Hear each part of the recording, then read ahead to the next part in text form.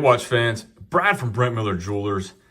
And boy, am I excited to share with you today. The first time I'm getting to see one of these. This is the Omega Speedmaster Super Racing that was announced, I believe, the end of last year, right around a year ago. This was released in celebration of the 10-year anniversary of the Omega Aquaterra, referenced as the Bumblebee with the yellow. And I think, if I'm not mistaken, that was celebrating 15,000 Gauss. And so this was the 10-year anniversary. This is the first one I'm getting to see. So again, the Speedmaster Super Racing with the yellow. You have the honeycomb dial pattern. Just so many cool little features on this watch. Excited to really see this. I got to tell you, I'm a huge fan of it already, just getting my hands on it. So again, case dimensions, I measured diagonally across the case at 44.1 millimeters, 41.5 across that black ceramic tachymeter scale, and then 35 millimeters across the sapphire crystal from 3 to 9, 15.5 millimeters thick, 50.1 from lug tip to lug tip. So as with other Speedmasters, it does wear smaller than the case dimensions would indicate, in my opinion. You have a 21 millimeter lug width that has a very nice taper to 15 millimeters at the deployant. Again, you do have the push for a little bit of micro adjustment here on that bracelet. So again, should get a great fit on it. You have an exhibition case back, and we'll get to this a little bit more detail here shortly. But you have the caliber 9920 with 60 hours of power reserve. And I guess while we're here, I'll just go right to it. If you're not familiar with this model, this is the first Omega model to feature the SPY rate system. And I'm going to try to find it for you here. I don't know if I'm going to be able to zoom in on it. But if you're not familiar or you missed that release, right here you can see there's a little knob that allows a watchmaker to finely tune this mechanical movement to zero to plus 2 seconds a day, which is pretty impressive on a mechanical movement to have 0 to plus 2. And again, if you own one of these, I would love to know how your results have been. If you've been kind of putting that on your time grapher, I really would love to hear where you're at with that. But again, you do have the signed non-screw down crown, just like all the other Speedmasters, 50 meters of water resistance, just like your other Speedmasters. I weighed this on the bracelet. Again, a larger case, but with that thinner tapering bracelet, only weighed it at 153.7 grams. So pretty light on wrist, given your nearly 44 millimeter case size. Retail on this is $11,600. And again, it's the details on it. Love your seconds hand here. And just overall, I think it's very aesthetically pleasing. Would love to get you a loom shot on that bezel, as well as the dial. However, I'm still... No loom shots? Well, what the heck? What are we even here for if you can't get a loom shot? How about breakfast? How does everyone feel about breakfast? Good morning, gang. How's everyone doing? It's your favorite unemployed Lucha medic, but doing a weekday show. What are you going to do? The shit she happens. But it does not mean that we do not eat breakfast. Today we had an egg. I made a cheesy potato ham casserole kind of thing with a bunch of leftover stuff that I had. So you'll see that coming on a couple breakfasts here the next couple days, I'm sure. Just a simple sunny side up egg and some Tuscan toast. Delicious. It's hard to beat. It's breakfast. It's got eggs, ham, cheese, and potatoes with yummy toast. How do you beat that? Kind of hard to beat. It's kind of hard to beat. Also going on in the Lucha, well, here we'll show some more pictures of this. I don't know. Now I'm hungry for second breakfast. Looking at these pictures. How is that even a possibility?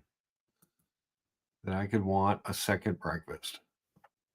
But it was delicious. It was absolutely delicious. Let's see. What else we got going on here? Oh, so part of my finding things to do, I signed up to do a whole an hour a week at the Eucharistic adoration. They do Monday, Tuesday, and Wednesday at my church. So you'll be finding me there 1 hour a week whilst I'm unemployed. Worst things in life to do, I guess. Bruce G in the house says best weekday show on YouTube. We haven't had one in a long time. I know, right? Aside from like a holiday here and there. Thursday, my Penn State Nittany Lions, my alma mater, playing in the Orange Bowl against Notre Dame and Penn State. 7:30 Thursday in the Orange Bowl. Now, I do have to apologize. When I originally set this show up, I was doing it on my phone, and I must have hit Wednesday instead of Tuesday. Because when I went to start the show, I was like, oh, shit. I got to change that. So apologies for that. I put out the announcement that the show was Tuesday, but you can clearly say that it says 1/8 and not 1/7. Oops. Had I looked closer, but we are indeed doing a Tuesday morning stream. We'll probably do probably a Thursday morning stream too. I'd like to do 2 streams during the week. I don't want to get into every day again right now. Was a little bit of a distraction when I was doing the job search a year and a half ago, but or whatever that was. So yeah, I got a beautiful picture of the planet ocean, the cursed watch, as Buckley would call it. Still trying to decide to do about this, but it is a gorgeous watch. I will give it that. Get a little pop of color out there in that snowy, frozen tundra.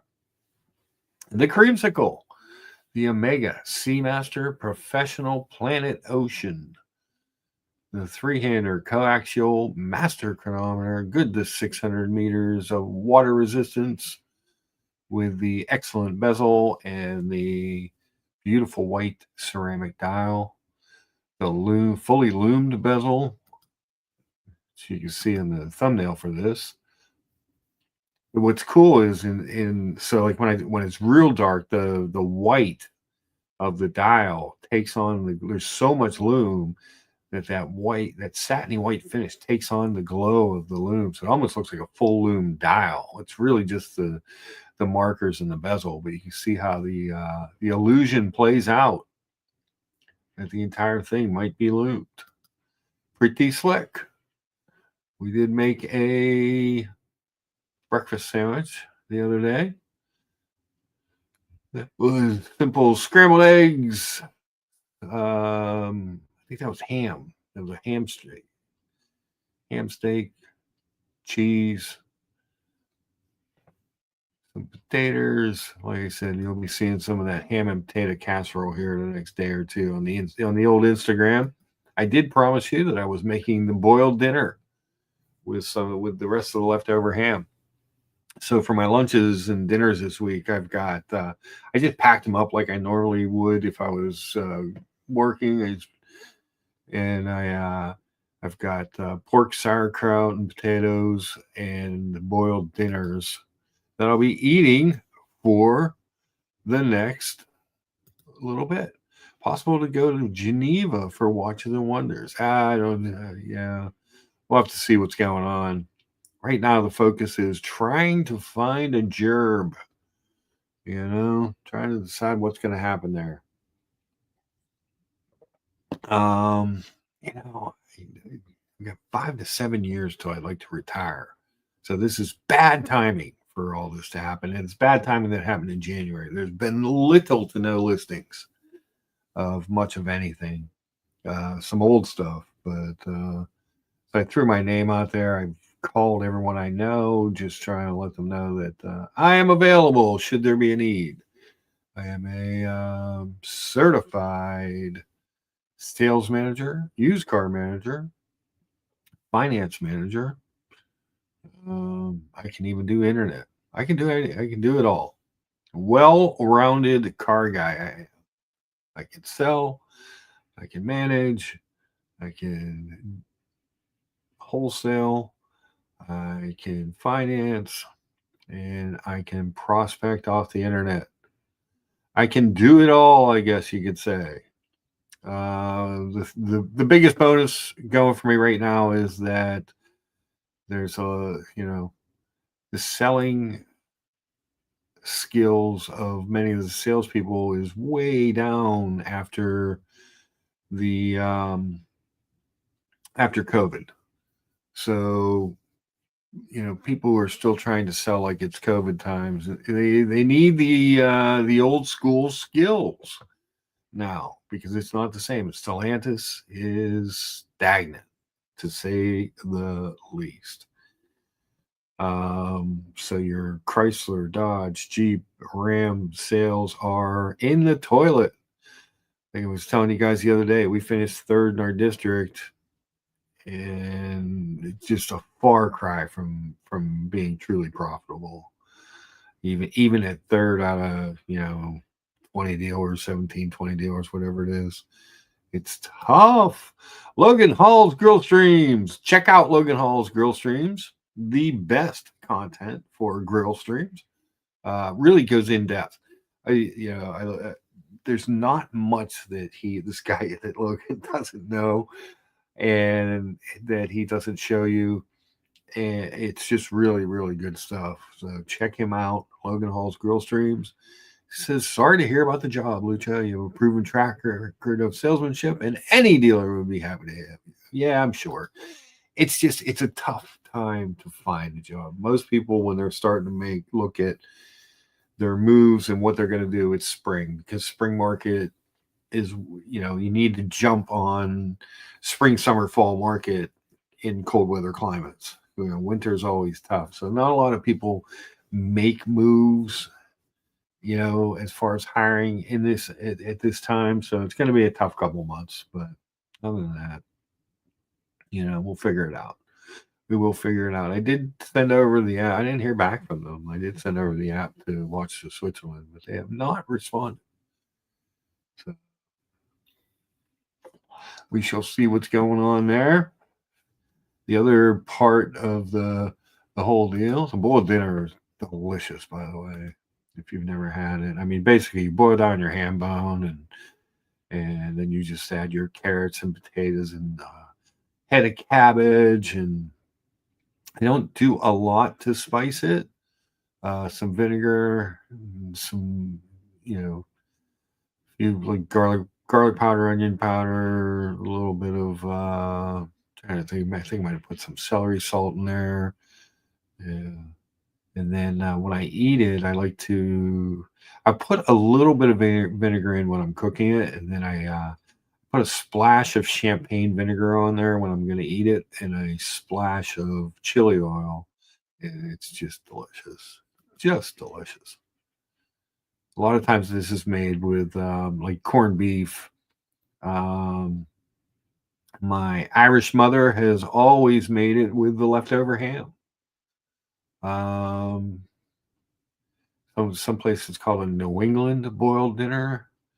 Yeah, that's where I grew up. I don't know if that's where she got the recipe or not, but I have carried on the family boiled dinner tradition. It's not something you can eat year round, but when it is time to have it, it's freaking delicious. It is freaking delicious. Going back to this watch, is it cursed? Should I have bought it? Had I known what was coming, I wouldn't have bought it. Should I sell it? I don't know. We'll talk about some of that stuff today and this week as I look to what to do. Actually, I had thought last night I should sell everything and just buy a Longines and wait and get more watches later. There's another watch I was looking at, a different Planet Ocean, a GMT. I'm like, well, what if I traded both the Omegas for that? Even I love this thing. That's that would be the kicker problem is my love of this watch. I love both of them, really, but this one, tasty watch. But if I could downsize two watches, take some cash and some a different watch, would that be something to consider? What if there was a watch in my future? Time is a human construct, says Morning Mark. Are we going to see your Nittany Lions versus my Buckeyes in the title game? Wouldn't that be amazing? That would be amazing. So to have, you have the potential of Big Ten team in anyway because you two in the semifinals. But if they were to go up against one another, wouldn't that be amazing thing to do to see happen? I am pulling for that.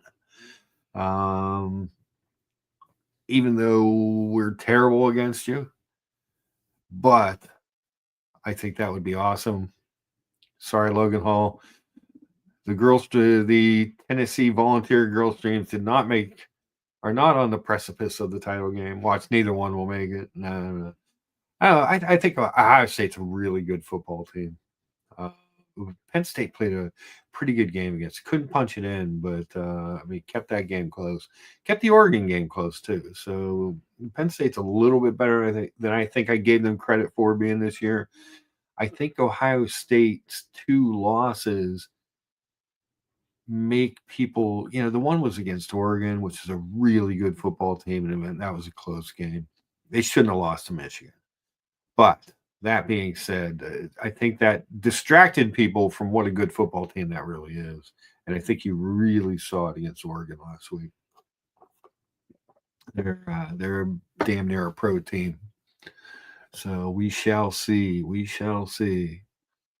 When is your game? Our game's Thursday night. When is the Ohio State game? Logan Hall says the nice thing about most watches, there's plenty of them and readily available when you want to buy them back. Do whatever you feel is best for you right now. Yeah, I just don't know. I don't know what, I'm not sure how long this is going to be. I know there's certain stuff I don't want to get into. I don't want to tap into things that there's penalties. There's just a lot. There's a lot to think about, a lot to go over. It's just, a lot of it depends on if they're going, if they protest the unemployment and have to go to a hearing and all that pushes that all back. And then if I don't, there's just so much. There's just so much to consider right now. I just don't know what to do. So I'm keeping my options open on all fronts because that's just the smart way to be right now. You can't go rushing into things. I don't want to rush into things, but I don't want to get caught with the proverbial pants down either. Here's the better shot of that loomed bezel. But you can see how that makes that whole watch. It makes the whole watch face look like it's loomed. That thing glows so much. It's crazy.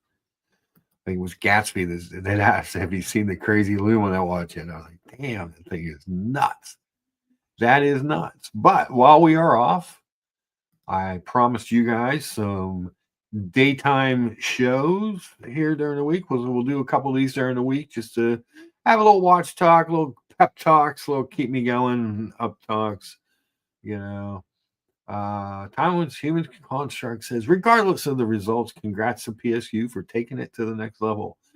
They should see even better recruiting and brand recognition because of making it this far. Friday night. Okay, OSU is Friday night. Yeah, Penn State's made a miraculous comeback from the whole Sandusky thing. Paterno, regardless of what he knew, didn't know, whatever, he stayed 5 years too long. I know they wanted to get him the record, 400 wins, all that stuff, but it set the program back. I truly believe. And then Bill O'Brien came in for a couple years, did a really nice job holding that thing together when they were under duress, if you will. And then I know a lot of people don't like James Franklin. I actually really like him. I think he's a great recruiter. I mean, he's a positive guy. He's Great TV guy if he ever decides to do that. He's just, he's sharp. Ryan Day would be a great spokesman for Just for Men, because I think that guy loads that black Just for Men into that beard, and it's there's no way that that guy does not have gray hair. He's the head coach at Iowa State, one of the most stressful jobs in the world. There's no way that he doesn't have gray hair. It's just, it is what it is. Seems like a fine coach. And again, this is a guy that's just getting skewered this year. I really honestly firmly believe that if you have a good coach, you keep that coach. There is something to be said for consistency. And of course, I live in Pittsburgh, and in my lifetime, the Steelers have had 3 coaches, and I'm not that young. Chuck Noll, Bill Cowher, Mike Tomlin. They're the only coaches we've had. There are teams that have had 3 coaches in a year. But that kind of consistency is good, especially with recruiting, and now with this NIL, and people, these guys want to get paid, and they want to play in meaningful games, and for people that they can trust that if the coach said, "Hey, this is the plan for you," short of you not living up to your end of the bargain, the plan will go through. There's something to be said for that. One of the problems, the transfer portal is great because you have the kids aren't locked into the university. It's bad because they can leave for any reason. But if your coach leaves, then yeah, you should be able to go. Logan Hall says the Titans are a coaching carousel. I don't understand why they let Vrabel go. I don't understand. He's a good coach, and part of what you build when you have a good coach is you build the culture. And when you have so many changes, it's hard to build a culture in your locker room, in your building, with your people. There's just change, and that gets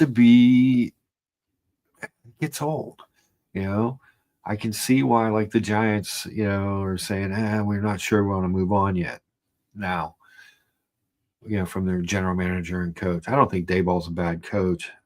I question the decision not to really make an effort to re-sign Saquon Barkley.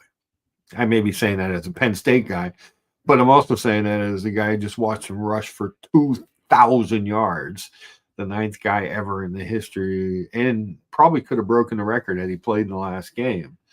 But yeah, he rushed for 2,000 yards, and you couldn't find some way to, and the real questionable part was signing Daniel Jones and putting the franchise tag a year ago on Saquon instead of doing the reverse.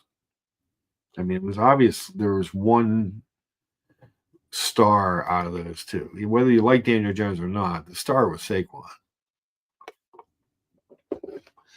I like Vrabel too, says Logan Hall's Grill Streams. Thought he was a better pick for the job than Callahan. Yeah, I don't know what. I mean, there's a guy who got a lot done with very little. I mean, there's a guy who got to championship games, AFC championship games with Ryan Tannehill as his quarterback.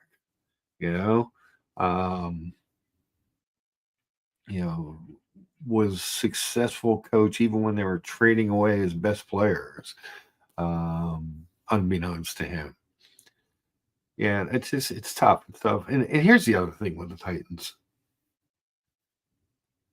Why don't they just go back to the old Love You Blue Oilers jerseys permanently? It's the best. It's one of the best jerseys in the NFL. It's so much better than anything that they wear.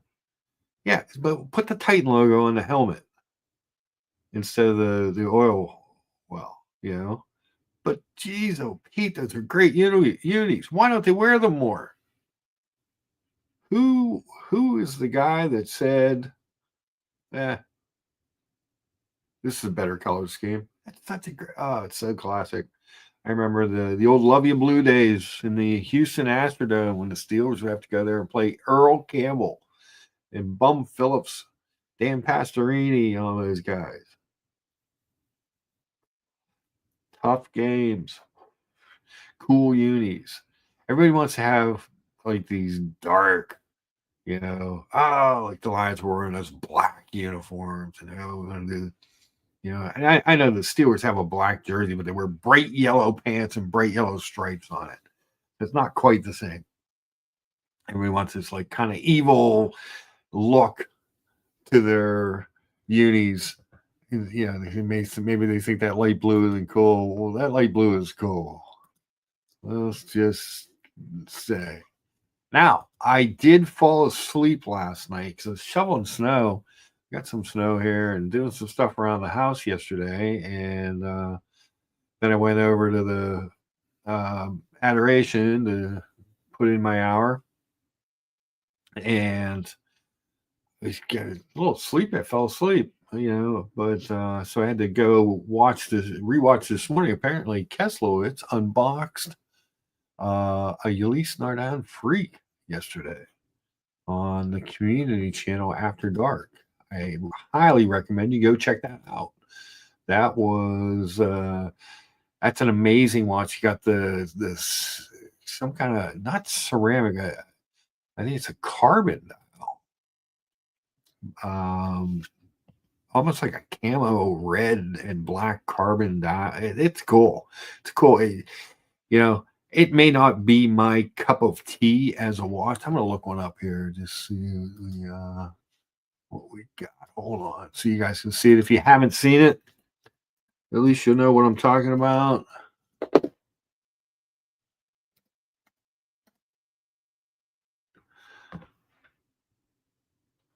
Let's see. At least hold on.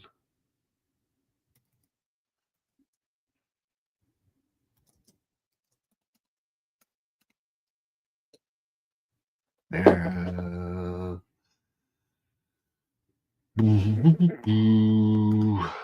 Let's see what we can't find here. That's not it.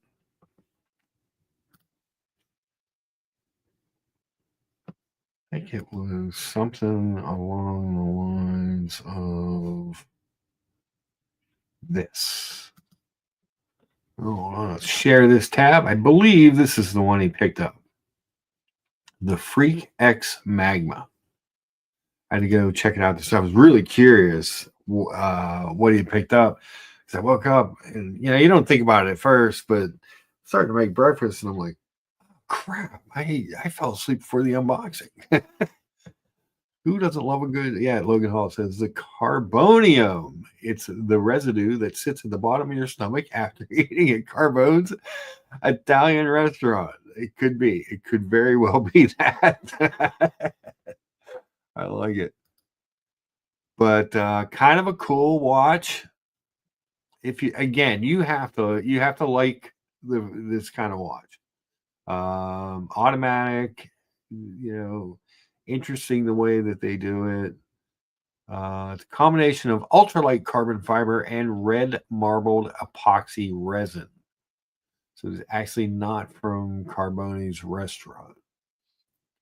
Each Freak X Magna is unique. Interesting. The caliber UN 230, unconventional, simple or complex for men or women. 405 parts, 21 joules.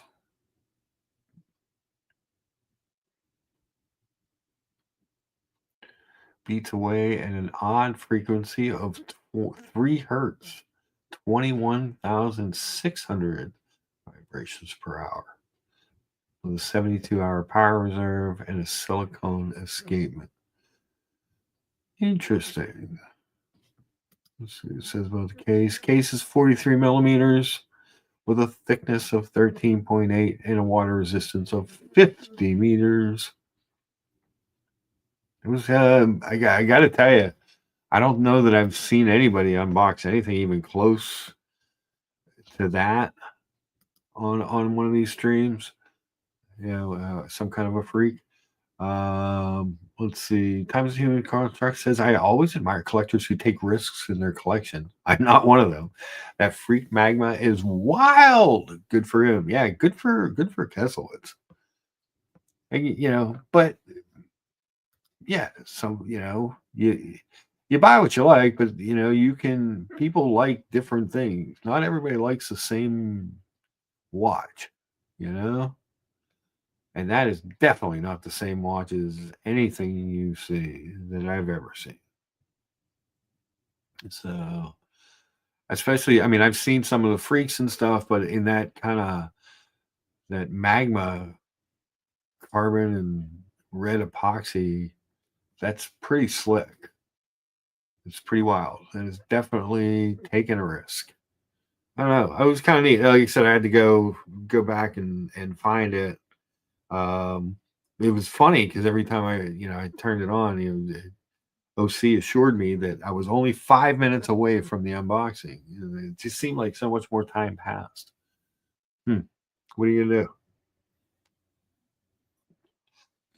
We've got what, 7 people watching? I think we had 9 at one point.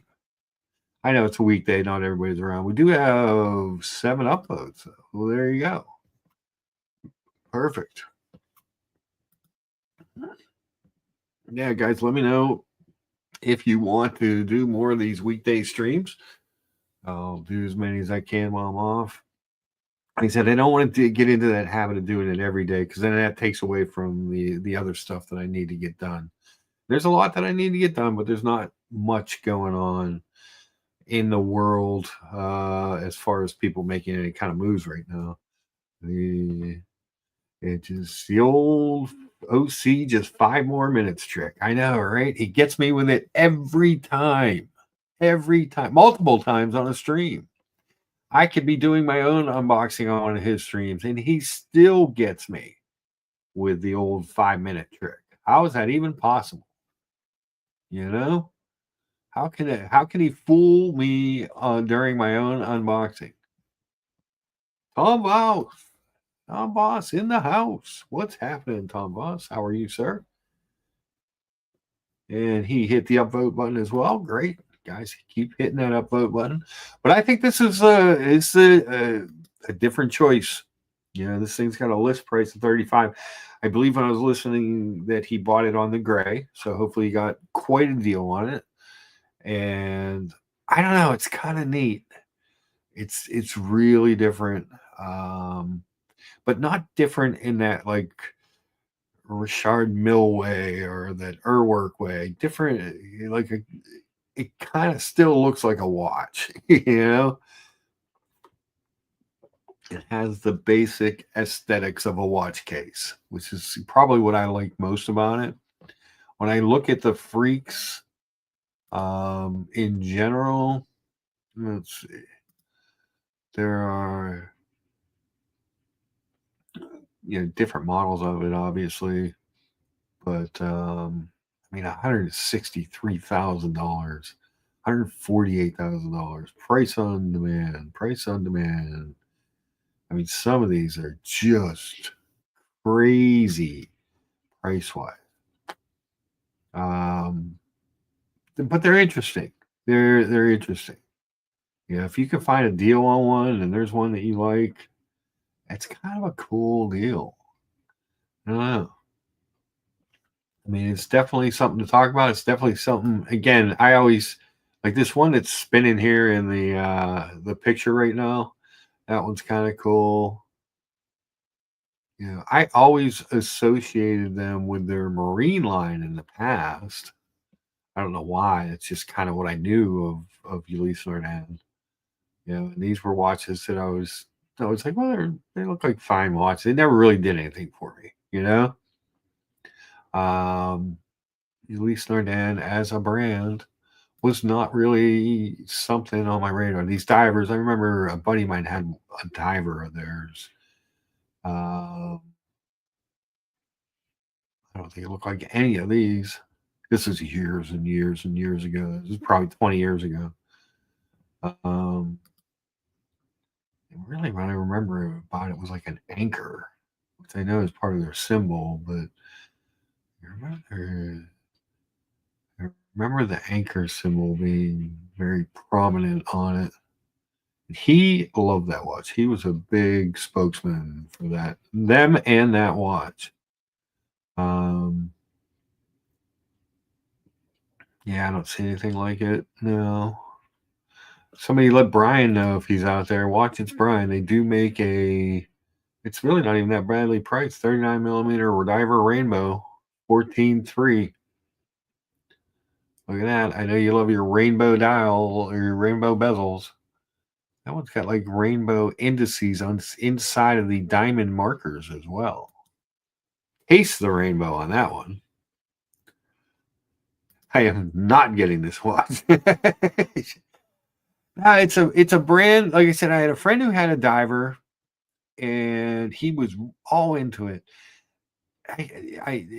This is 20 years ago, so I'm sure they don't make it anymore, or whatever it was. I just remember the anchor is what I always remembered about it, and then that some of the like I just never was never a brand that I had any real love or affection for, or not that I didn't have respect for them, but it was just not something really on my radar in any way, shape, or form. You guys know I'm a simple lucha. I don't. I'm not a big wild watch guy. Well, not a big hype watch guy. I like the simple stuff. I like the three handers. I like Omega. You know, it's just the way that it is. You know, we have got. Let's see. Let's check our upvote count before we move on. Looks like we're at 10 upvotes. Very nice. I had to close the Jeep of Pittsburgh Majigger YouTube page since, well, I don't work there anymore. So, yeah, that had to happen. But as far as these watches go, these freaks, I mean, there's a lot of kind of cool, interesting ones if that's what you're into. But if he got a deal on this watch and you want something that's going to be different, you want to show up at an event wearing something that people are going to ask you about that you're not going to see, that is definitely one way to go. I wonder if he was also talking about selling one of his Rolexes, either his Explorer 39 or his Batgirl. Wonder if he ended up doing one of those or still considering that. When I looked Sunday when he was on, he asked. I looked. There were like 80 39 millimeter Explorer ones for sale on Chrono in the US on Chrono 24, but there were like 312 Batman Batgirls. So my recommendation was sell the one that there's less competition for.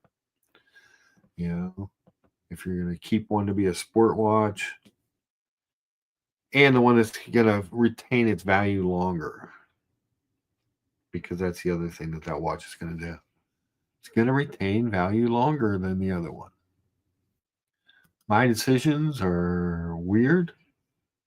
Just trying to figure out what's going to be happening here. It's like I said, it's a bad time to be looking for a job in the car business right now. But it is what it is. We'll figure it out. We have to wait a little bit. Is not the worst thing in the world. Look, check out some all watch news. I don't think I've checked them out in a couple weeks. We'll cheat a little bit and use some of their material. Let's see. Our favorite Longines watches of 2000. I love a good Longines. Let's take a look at this article. It's from Time and Tide. I believe they are actually an authorized dealer for Longines as well. They love the Master Engraved 34 millimeter. That is would be a tiny watch for somebody who's currently wearing a 44.25 millimeter watch. I don't think that would fit me. The Longines flagship Heritage Moon Phase. It's just a very classic looking moon phase dress watch. They do a really nice job. They reach back into the catalog, and I believe with Longines you get a ton of money or value for your money. Oh, geez, I didn't flip over the article. John D says what made the Freak famous was the dual direct escapement, the first serially produced wristwatch and incorporated a variant of Breguet's natural escapement. Well, there you go. See, and again, because John D pointed out something, and I know a lot about the. Let me share the right tab first of all, so you guys know what I'm talking about when we get back to the Longines. I know a lot about Omega. I've researched a lot about Omega. I've owned a lot of Omegas. He actually told me that George, I think it was Sunday's show, let me know that George Daniels' coaxial escape was actually a variation of something from Breguet, right? As well. So it's always interesting to learn. You never stop learning. Okay, so that's lesson number one. Even as old as I am, there's dirt around my house that isn't as old as I am.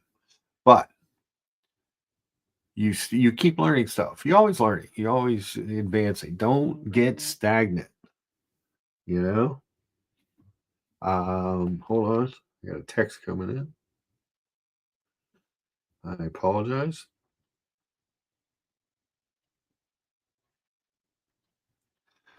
So, all right. So yeah, you always need to be learning stuff. You always need to keep an open mind. One of the things I like about this show that I do is that we'll look at a Ulysse Nardin Freak. We'll look at Patek Philippe, but we'll look at Longines and Oris as well. If you got a Citizen you're curious about, I don't care. I like watches. That's why I started doing this. Chatting with people about watches. I don't care what they are. I have Seikos and Longines and G-Shocks. It is, they're all interesting, great watches. Really just kind of depends.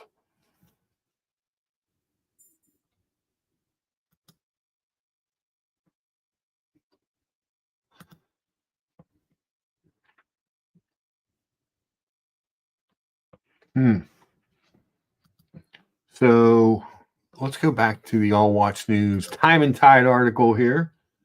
And their next one, these legend divers. I wish they made these in a 42. I love the Legend Diver.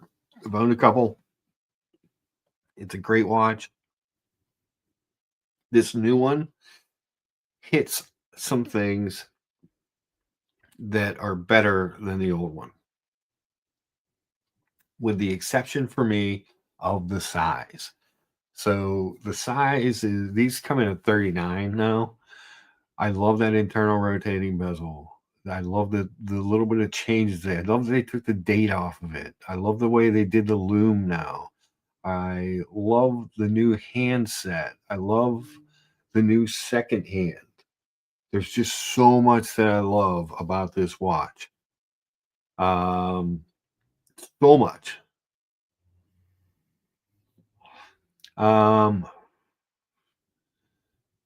Oof. So much about this watch that I love.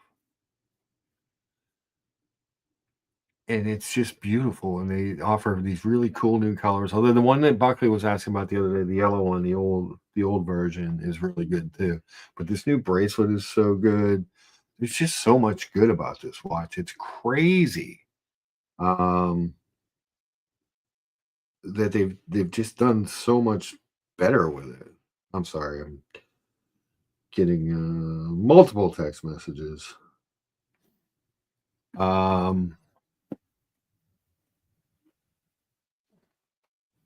Let's see.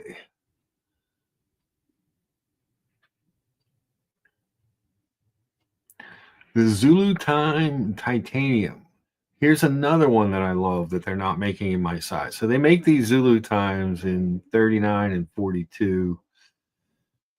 Obviously, I had the 42 green that my brother has. We've talked about that before, but this new titanium one with the black, all black bezel, and is that black and gray, maybe even? With that anthracite dial, and the red GMT hand is really nice looking. I had the green bezel version. It's an amazing piece as far as when you look at it. The dials on these things are tremendous. Genji says, Lucha, when are you going to unbox the Aquaterra? We know you have it. Wouldn't that be cool? Oh, God. Genji, hope you're doing well post-event. Did you have an event and on good trajectory? Well, I hope so, too. Yes. Me as well, Genji. Always good to see Genji. And if anybody wants to jump on, the link is pinned at the top of the chat. It is. Now, this watch in a 42, another killer would be a killer, but this one's just offered in the 39. And at 42.75, it's a little pricey because you're around $3,000 for the regular Zulu Time. But chronometer grade certified at a movement, can't even speak. I can't even talk. Similar, it's the movements are made by ETA specifically for Longines. They're proprietary. There you go. Movements, and they just the thing ran great, looked great. It's a beautiful dial. It's an absolutely beautiful dial. The Ultracron Carbon. I am not a fan of this. I like the Ultracron. We've talked about the fact that I really like the Ultracron before. So the Ultracron in general, and the stainless steel with that beads of rights bracelet with the red sapphire bezel is really a good looking watch, in my opinion.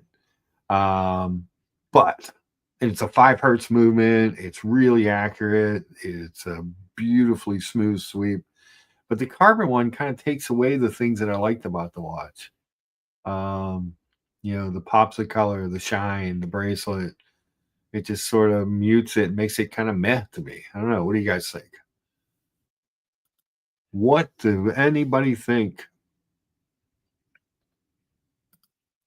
Let's see. I'm feeling great. Good checkup with the doc. Good. Well, hopefully everything's going well.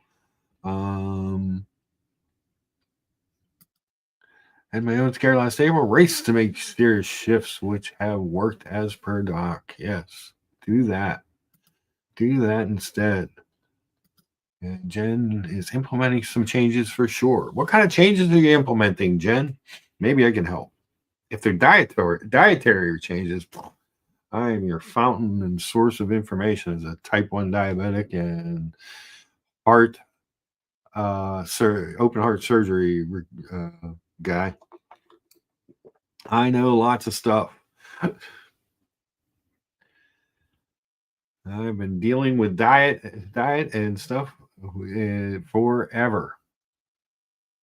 So these new Mediterranean diets I know a lot of people are talking about. They always keep getting, my doc keeps giving me stuff. Part of the problem is I got to eat breakfast for you guys and holidays. Although I think health wise, I will tell you the number one thing dietary for your health, in my humble Lucha opinion, cook for yourself. Know what you're using. Know your ingredients.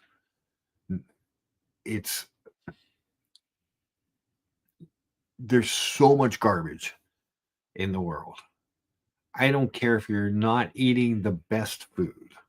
If you're making it yourself and you're in control of the salt and the sugars and there's no fillers and binders and all the crap that they put into everything.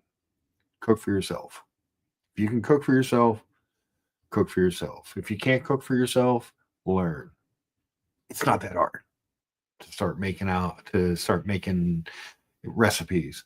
You'll find that most of the things that you cook are based on the same 5 or 6 things anyway. Genji is working out and let's see, going to be doing intermittent fasting, really working on breaking it, okay. So here's an interesting thing: insulin resistance. So there are 2 types of diabetes. There's really 3 types of diabetes, but I'm not going to get pregnant. So, yeah, there's gestational diabetes, which a lot of pregnant women become into a diabetic state during their pregnancies. But basically, there's type 1 and type 2 diabetics. I'm a type 1 diabetic. Type 1 diabetes is an autoimmune disease, which means that my body creates an antibody which attacks my pancreas and prevents it from making insulin. That sucks because insulin is how you carry off your energy deposits. So through diet and insulin, I can control that. Type 2 diabetes is insulin resistance. Your body makes it, but for some reason it's not using it.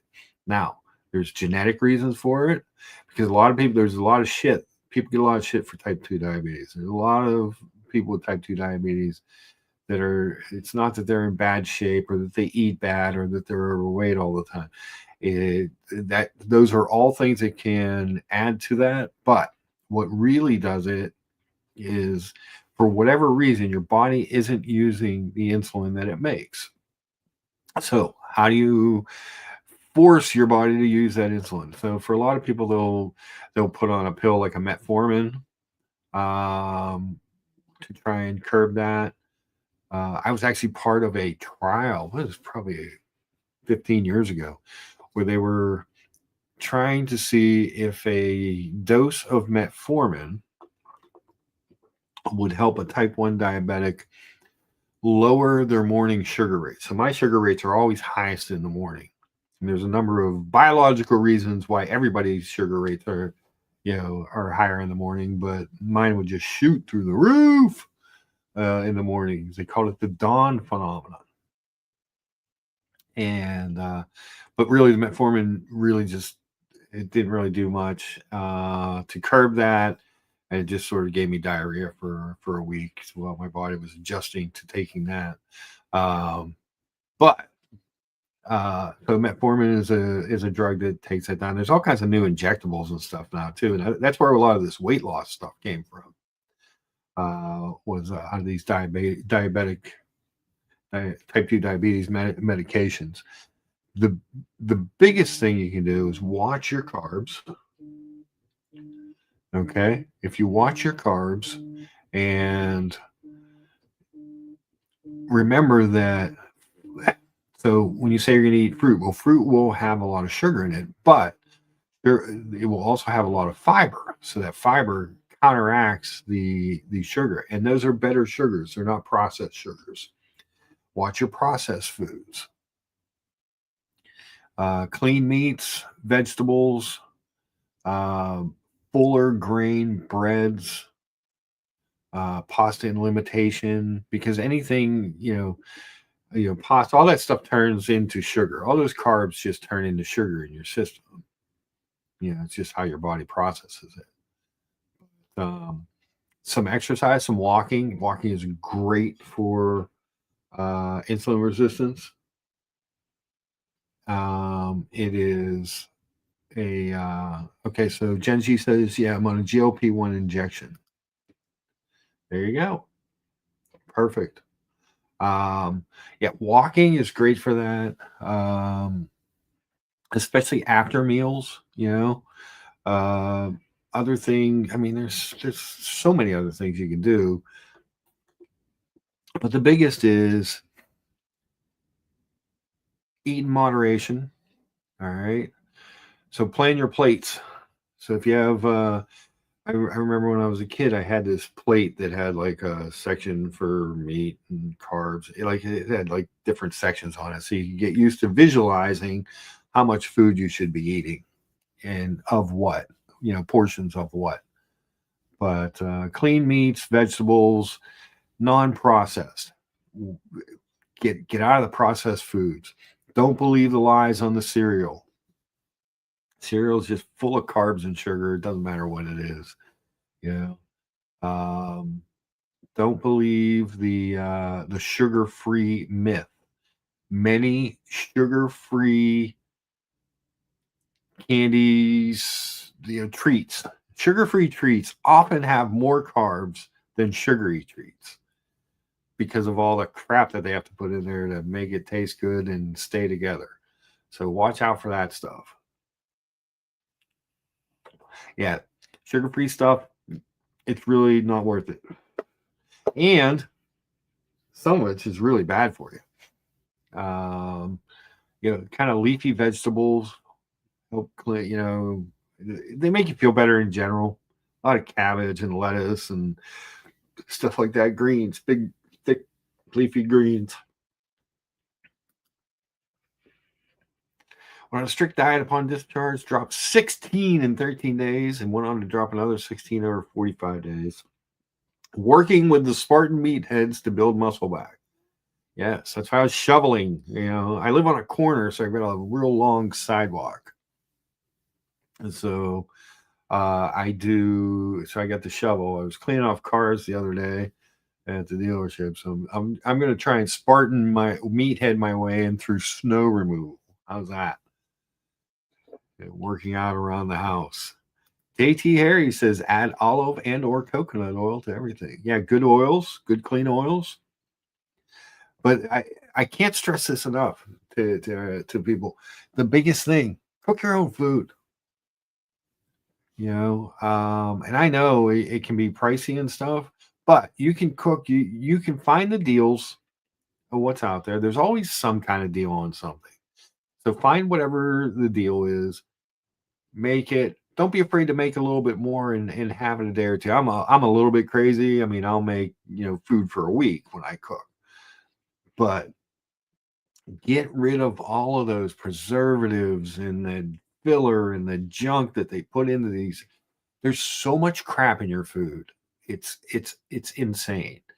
You can eat more and you can eat even higher fat and you can eat a little bit crappier stuff if you're making it yourself and you're not putting all that other extra stuff in there. It's hard, it's hard on your body. No wonder any of us are alive. We put so much crap in, and don't drink any carbs. That is rule number 1.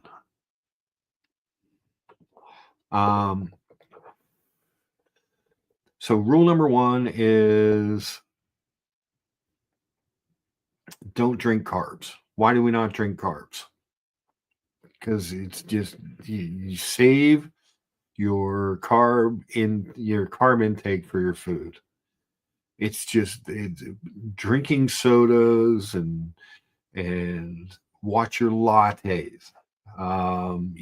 Most of that stuff at Starbucks is just killer. Even just the milk content, there's so many carbs in it.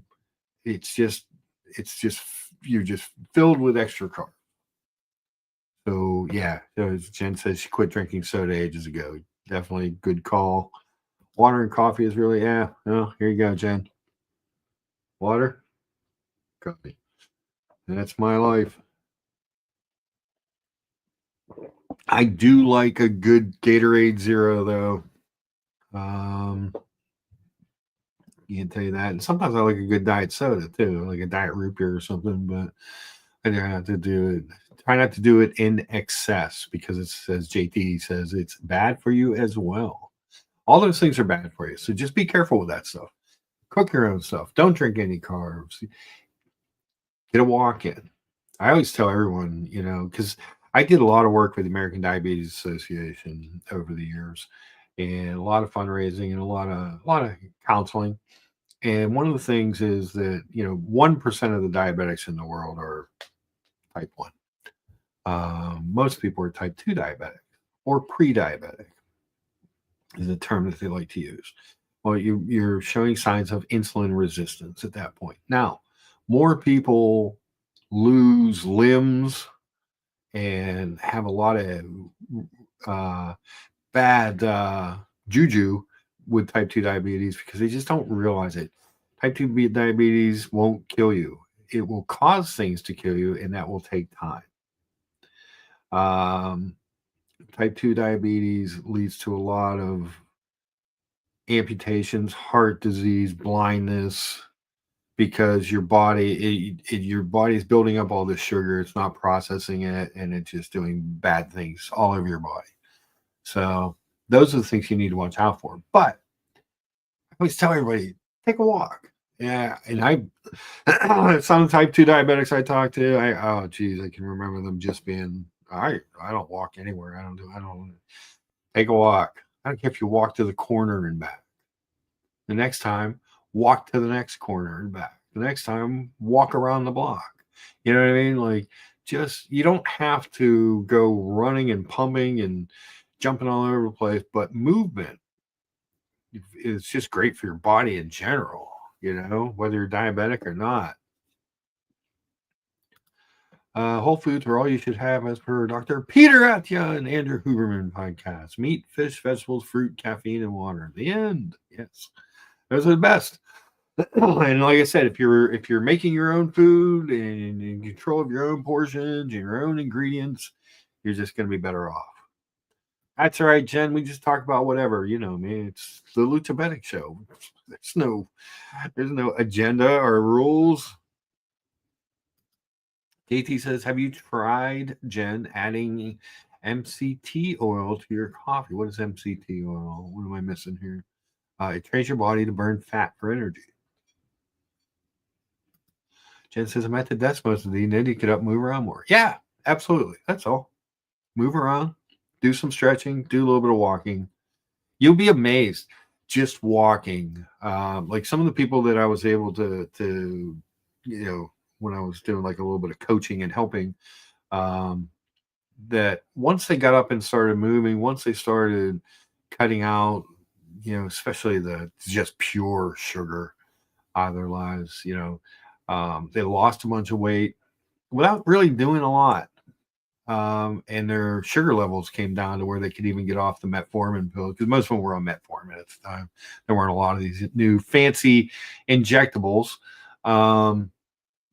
We're able to get off of the pills as well. And they, also going through a lot of those classes, I know that a lot of doctors threaten.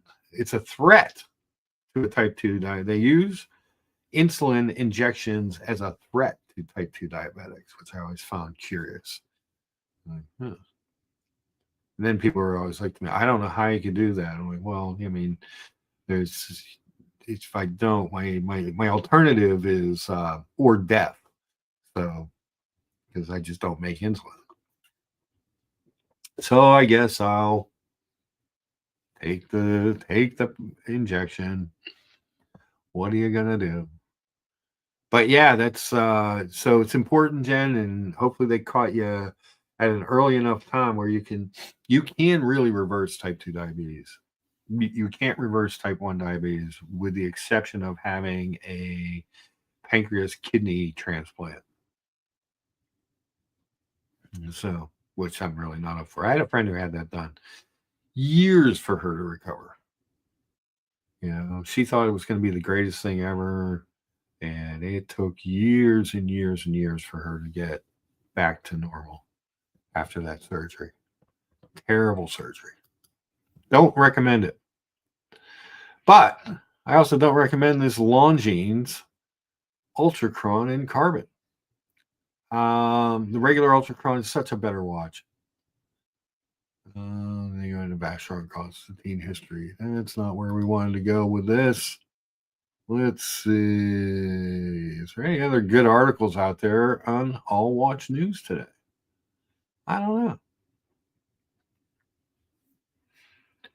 Hold on, guys. I'm going to play a quick video. I got to return this call real quick.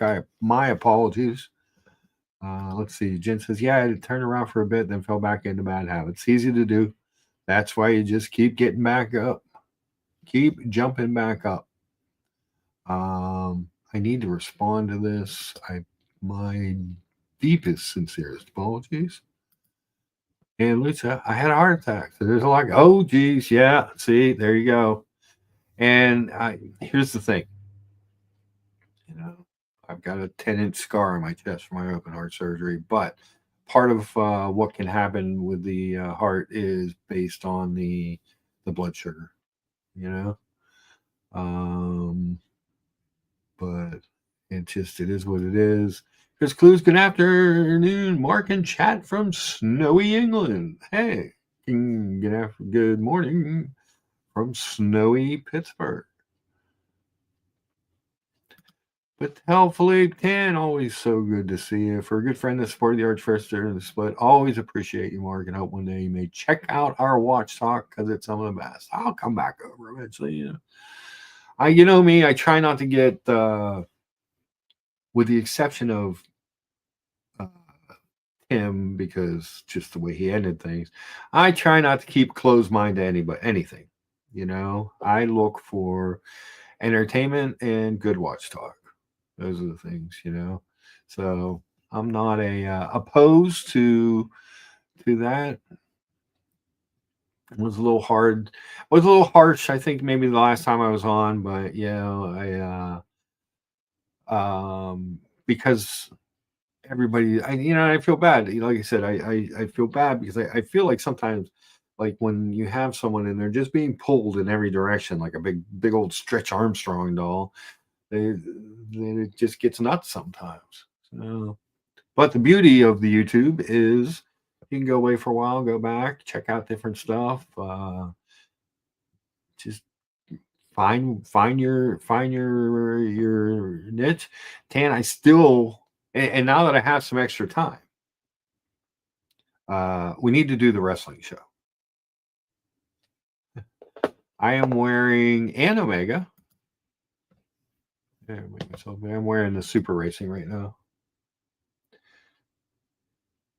which is a badass piece.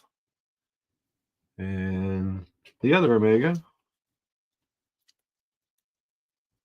is right here. Boom. Dual Omegas.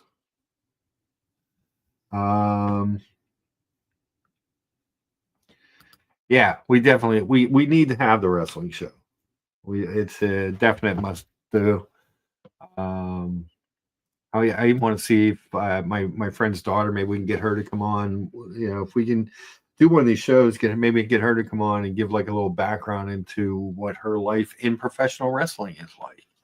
For those of you new to the show who may not know, a friend of mine's daughter is a professional wrestler. And she has been on WWE Raw before. She got squashed by Nia Jax. That's her. Ray Lynn. Or if she's wrestling for Jeannie Buss's organization in Los Angeles, wow, the Women of Wrestling, she goes by Chantilly Shella.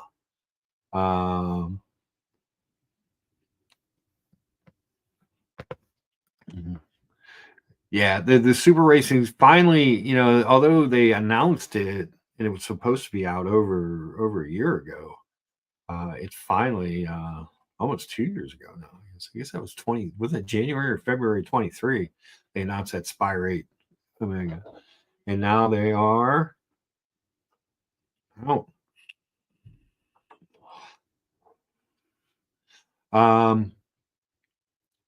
But yeah, so love to get Rachel on to see if she would give us a little background. You can't really see it in this picture, but the arm that's up on my shoulder, on that shoulder, that whole area, she had bruises, like big, fresh from her match bruises.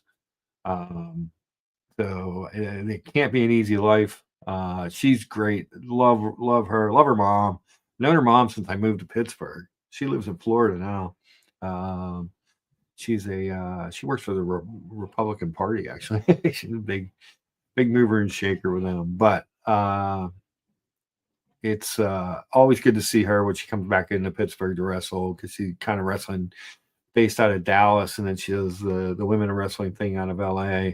But always good to see her. She's a lot of fun. She's really great at it, and it's I just, damn, it hurts. It's gotta hurt. It's just gotta hurt.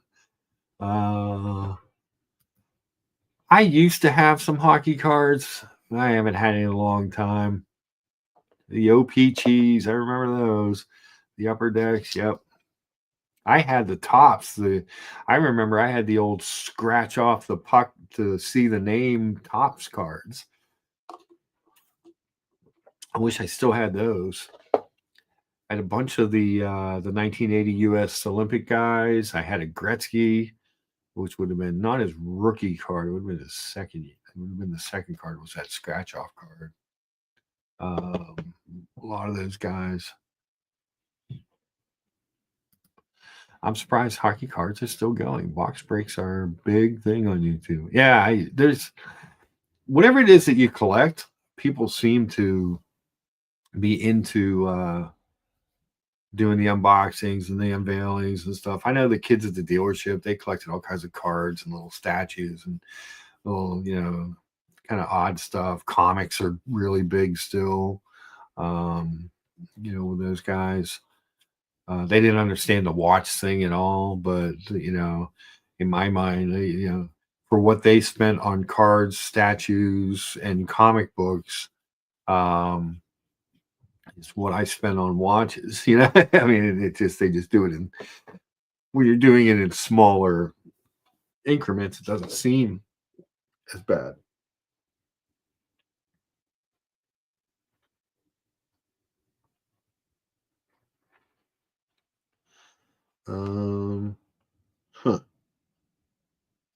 I do have to answer this real quick, and I don't want to sit here.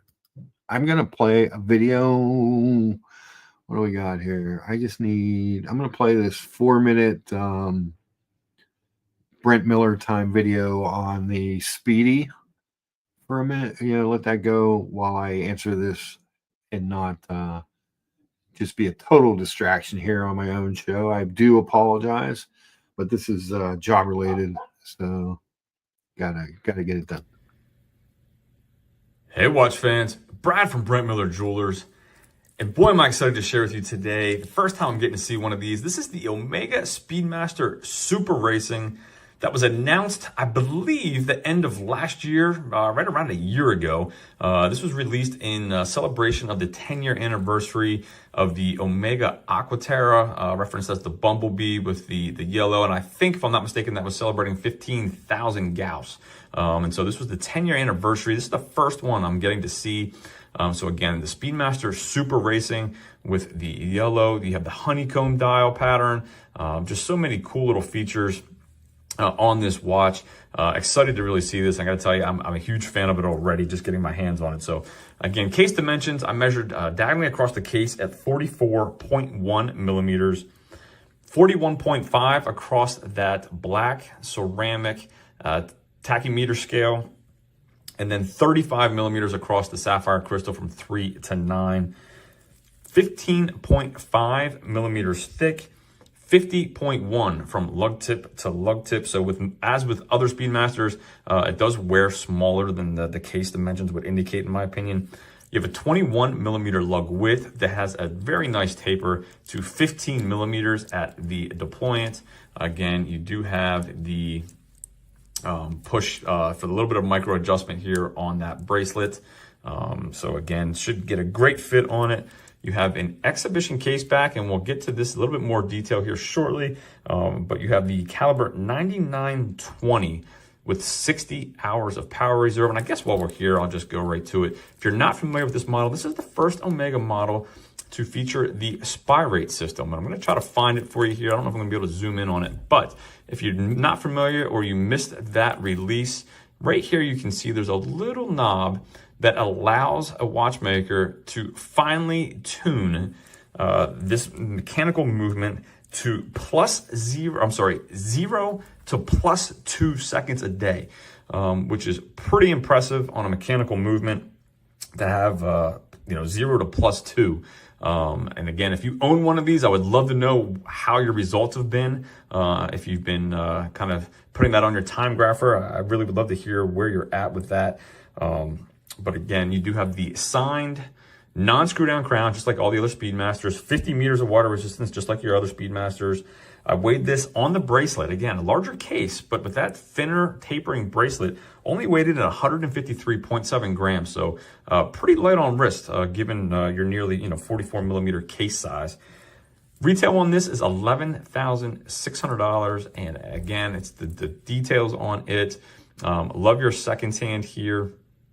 And just overall, I think it's very aesthetically pleasing. Would love to get you a loom shot on that bezel as well as the dial. However, I'm still working out the loom here in our new facility with some natural light and some windows. So I have to get a box to put over where I'm filming here. So I'm working on that, gang. But on my 6 3/4 inch wrist, again, it does wear fairly well given that you have the taper on the bracelet and how light it is. So give you a quick shot. The other part I love is just noticing small details. Look at the second hand, how you have the gradient, the black here that gradiates out towards the yellow. Just, I absolutely love that. You don't see that very often on any second hand, let alone your chronograph second hand. So I think it just kind of blends in well to the dial there, where you can see what you really need to see while not covering everything in yellow as that chronograph second hand runs across. So again, a year later, finally getting to see one here in person. Wanted to share with you guys. As always, if there's anything we can do for you, anything at all, contact information is in the description. Let me know what you think. Have you seen one of these in person? Have you tried one on? Do you own one? And if you do own one, would love to know how your results have been. Have they been falling within specs of that 0+2 per day? So thanks again for viewing, and we'll see you in the next video.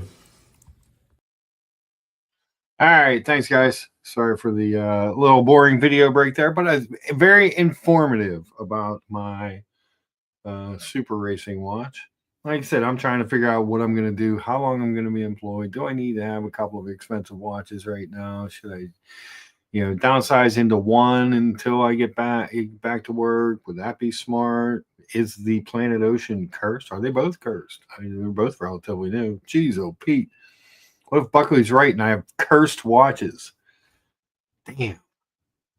I don't know. But it is what it is. But Super Racing, super cool watch. Recommend it highly. You don't have to have a super huge wrist for it. I'll tell you why. He alluded to it on the on that video. It's only 50.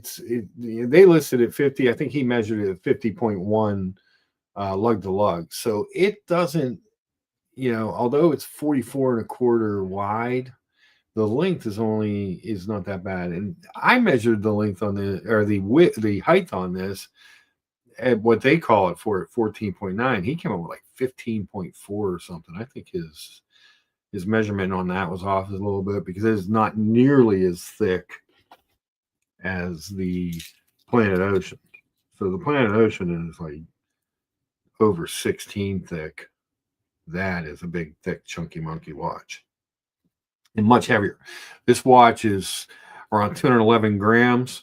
I think this one is like 180, 170, something like that. He said it on the video, but it's a lot lighter. A lot of that's in the bracelet. And the fact that it's not as thick and chunky, even though it has a more complicated movement. So the Super Racing has the caliber 9920. It is the Spirate edition of the coaxial master chronometer. It also has a column wheel with a vertical clutch.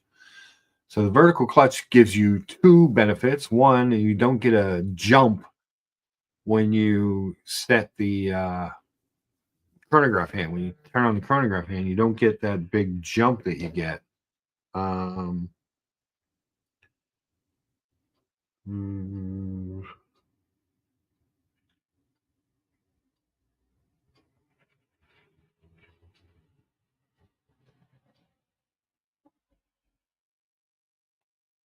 Hold on, sorry. It's always good when they're asking you questions from your past.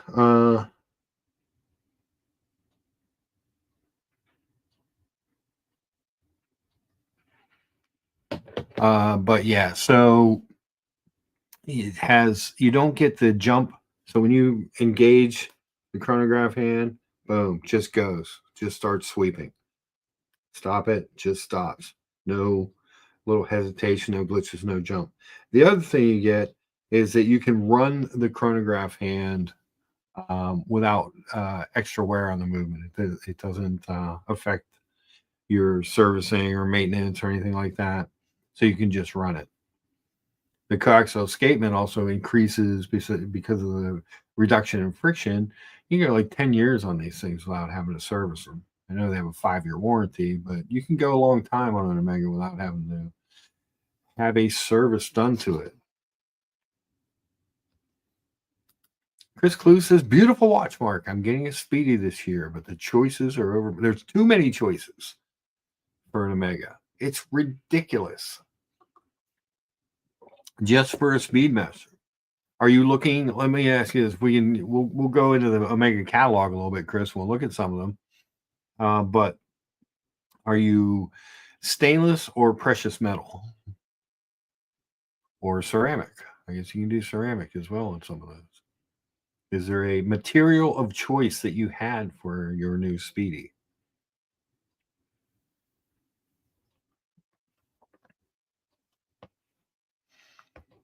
Because all of those things are important.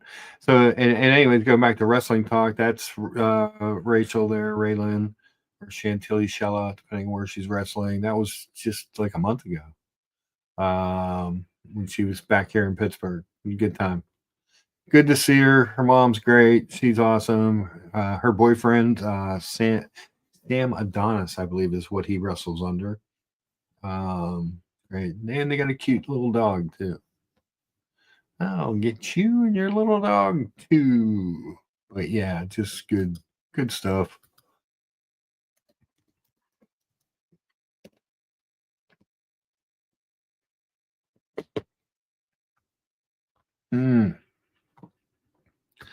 Let's go to the Speedies. I guess we'll start with the moon watches.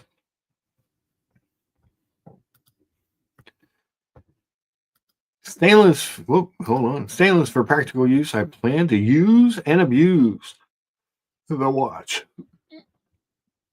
So, yep, I can see that. So, first and foremost, Caitlin, I do not need to talk to you.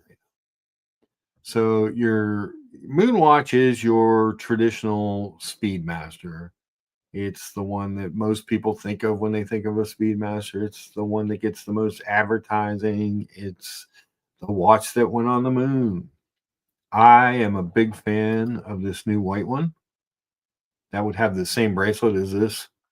And just the dial is pretty amazing on this watch.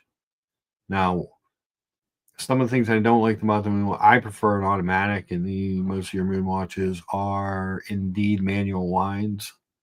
But that's just me. But look at that dial. Evan G has this watch and loves it. It's really, really, really a good watch.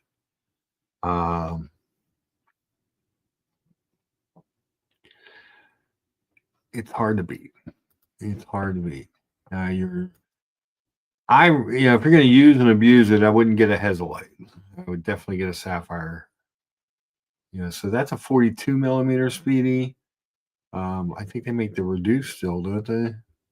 Let me reduce moon watch. Those are like gold ones. 42, 42, 42. In a different section, maybe.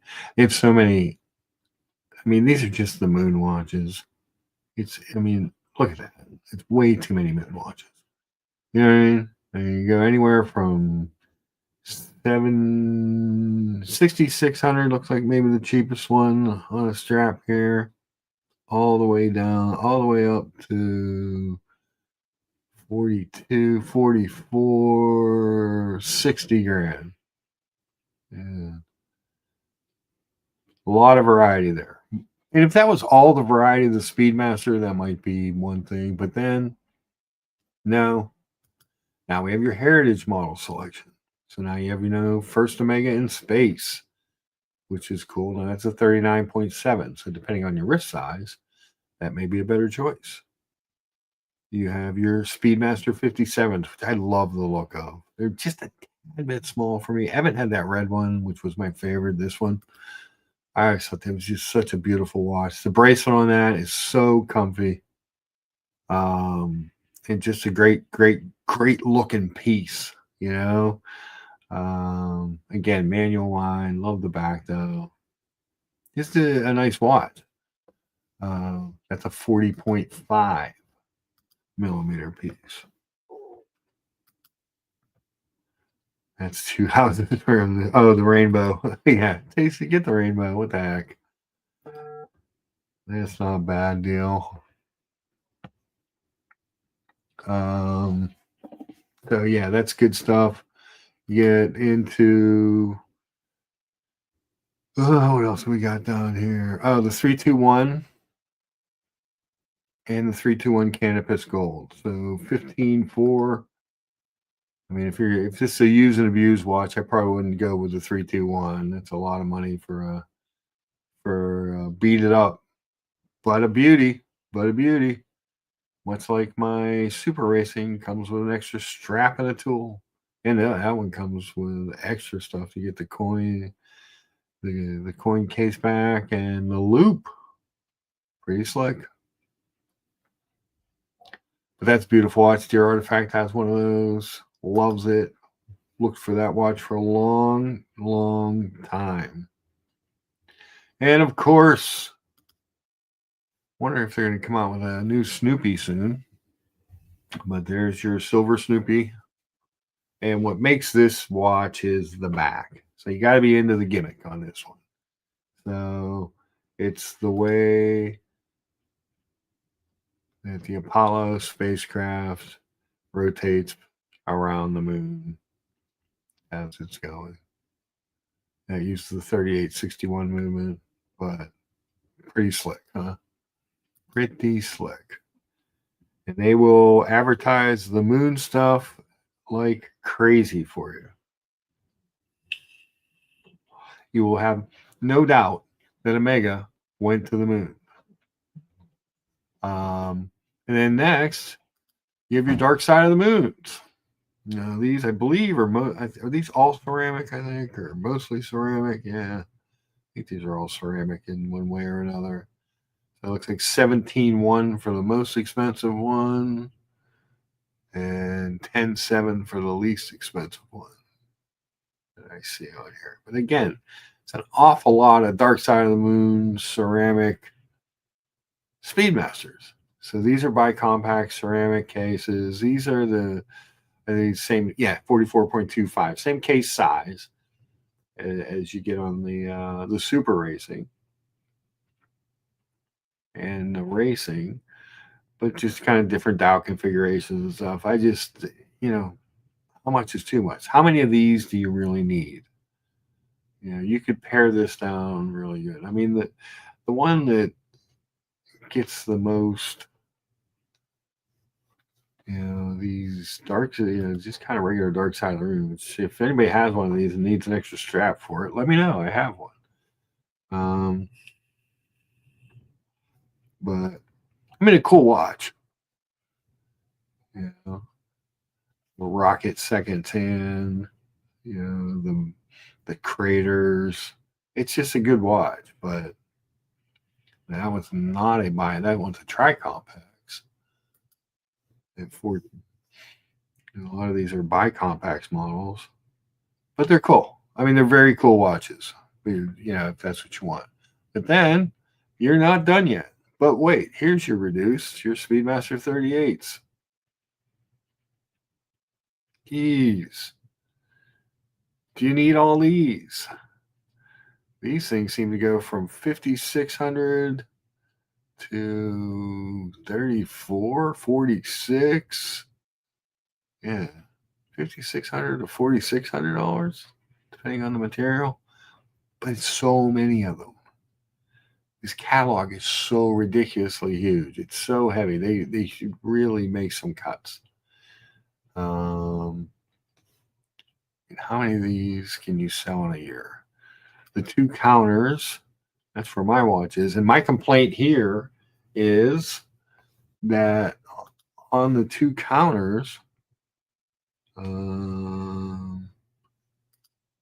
I sure watch these days is an Omega Constellation Caliber 8800. Oh, he corrects it later, 8500. Gains 1 second per week on Rolex, all the rest. Omega for me. I'm a big Omega guy. E. Stewart. Oh, I can't help it. Chris Clue says, I have an 8 centimeter wrist. The heritage look cool. The 321 are great, but too much investment. The wife would kill me. Yes. 38, way too small for me, too, Chris. Yeah, and my wrist's only 7.5, so I feel you. I definitely feel you. Now, these 2 counters in general are bigger. The new Pilot one is only 40.85, but like the chronoscopes are 43. The regular racing editions are, what do we got here? Regular racing editions are 44.25, like my super racing. But my complaint with the website is, all right, so this is the brand new one, the Pilots, right? Okay, so it's the first one. That makes sense. But after that, then they go into these chronoscopes, and all your different materials. Then you got to go all the way down to like into the teens of the watches that they show to get to the one that has the new spirate movement system in it.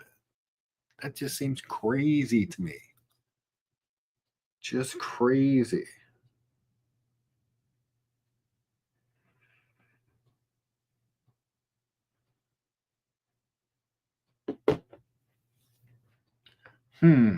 That's interesting. I guess. So yeah, just like to have that far down just seems nuts. And then when are they going to start putting? It took so long to get these spirates out in the first place. And you got your moon phases, and it's just $525,000 chrono chime, $71,000 Speedmaster moon phase in platinum. That just seems nuts to me. Just crazy. But it's more like the how many and the product placement, and then you still have yet another Speedmaster in the instruments. So you can't just go say, "Hey, I want to get a Speedmaster." Um, hmm.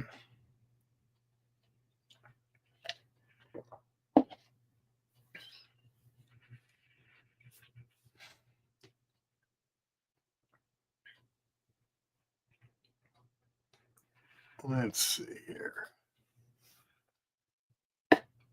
The chrono chime was what I was saying. Is that what you were thinking of, Jen? The chrono chime? Yeah, that's just a freak of a watch. Let's go back. You still have these instruments, these Skywalkers and the Mars timers and stuff like that, the digital component. But this thing, I mean, well done, you did it.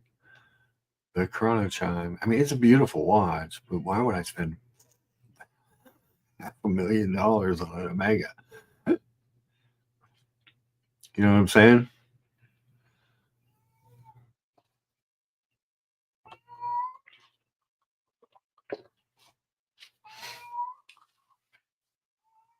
What do you guys think? Is that watch worth it? I mean, check out that movement. It's pretty slick. I mean, it's a beautiful watch, and I know there's a lot of gold and stuff, and so I get all that part. And the chime is cool, but that's a really expensive Omega. In the old Sedna gold with the chime is nuts. But this catalog, there's so many watches. There's just so many. Look how many Seamasters, Constellations, and Globe Masters. I always thought the Globe Master was a cool watch in its own way, but just never really got its own, its due. Tell you what I do. What I saw in person, a guy had it at Teddy's. He was wearing it at Teddy's. He had, let me find it. He had a two-tone with the new braid. It was this one.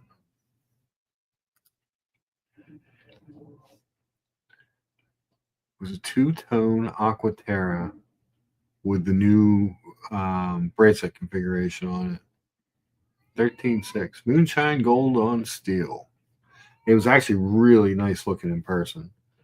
I don't know if it's for 13.6, but it did look nice. I mean, it would look really great on a leather NATO. Yikes.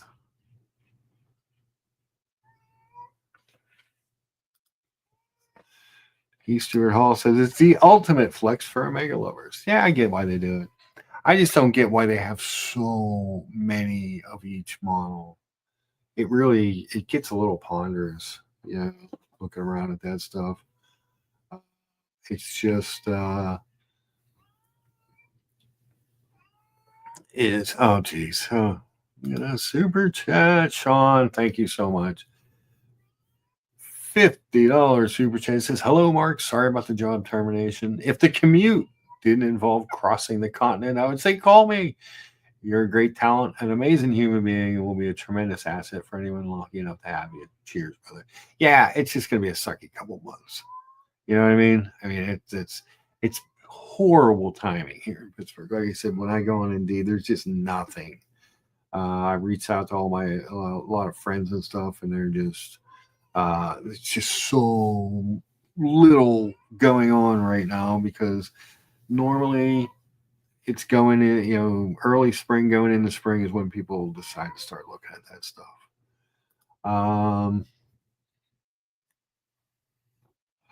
Taipei says, who has more model variations, Omega or G-Shock? Probably G-Shock, but not by much because there are an awful lot of G-Shocks. Christ, I have a lot of different models of G-Shock. But I love G-Shocks. Taipei 521 Taipei has a really cool metal G-Shock square. Oh, really beautiful watch. G-Shocks are cool. They're different. Love a good G-Shock. I have a G-Shock fetish, if you will. Why shouldn't I? I appreciate that. But yeah, Sean, I appreciate the kind words, and it'll be fine. It's just, yeah, it is what it is. What are you gonna do? Let's see. So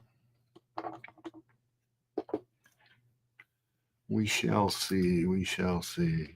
Hold on one more second, guys. Oh, I'm going to play some. Let's see. I apologize. They keep sending me these questions I have to answer, and I don't want to bother you too much. Here, we'll play the Longy.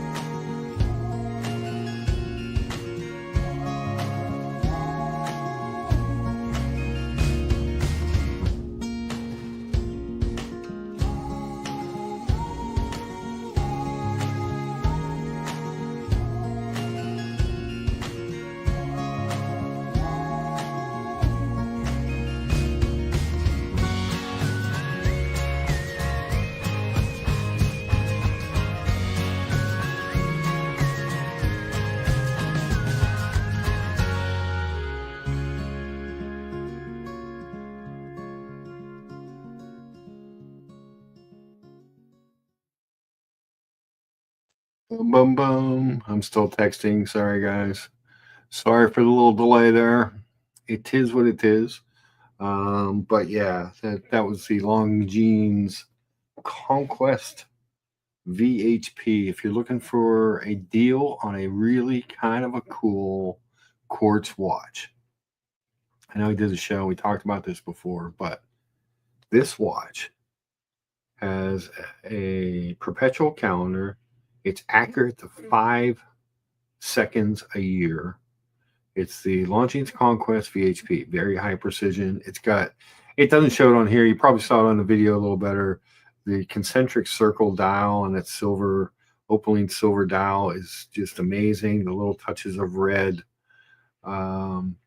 at your second and minute markers and on the VHP and on the second hand. I'm sorry. Set it off. It's got hibernation modes where it'll for magnetism and shock. It's kind of like a G-Shock in a way, but it's just a really cool quartz watch. I got this one new old stock for like $420. There's deals out there for $400 or $500 on these watches that you can find. And if you're looking for something like that, for like a quartz beater, I can't recommend that watch enough.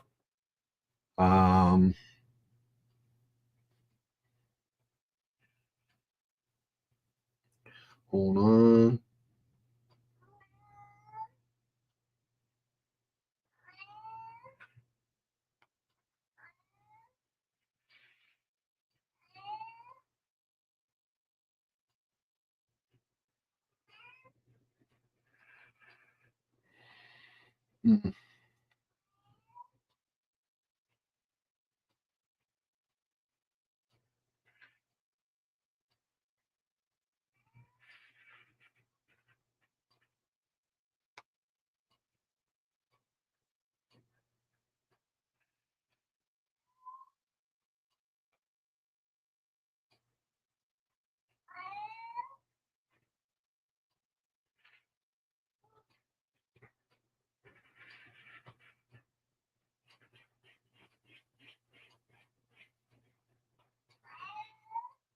Sorry, guys.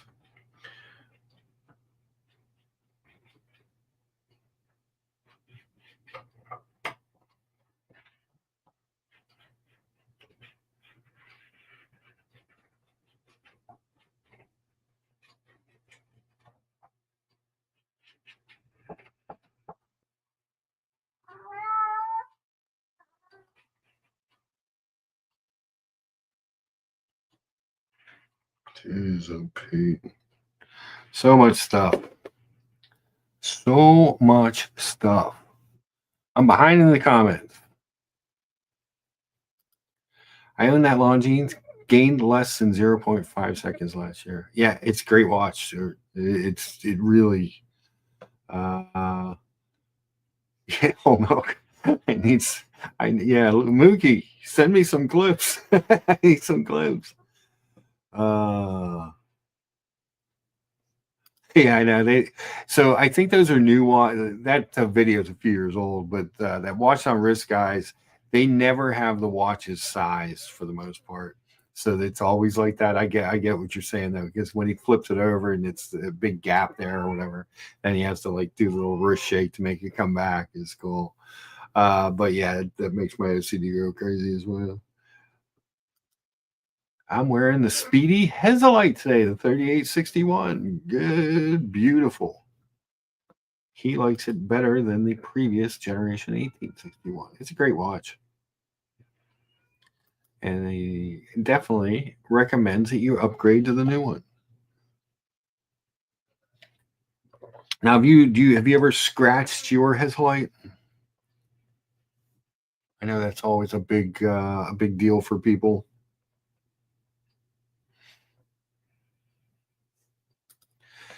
Tan says thoughts on the IWC Big Pilot 46. So you pull up and tell us your thoughts since you like a big puppy on the wrist. All right. That's talking my language. I love the Big Pilot's watches. I'm a big fan of the Big Pilot 43. I think it's a little cleaner dial. But let me pull up.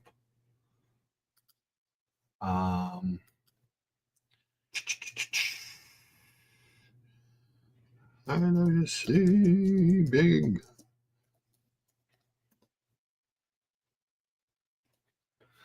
let's go pull one of these things up. So I'm going to go into the IWC website because I can pull them all up. Hold on, guys. We're getting there. Let's go. Pilots watches. Share this tab.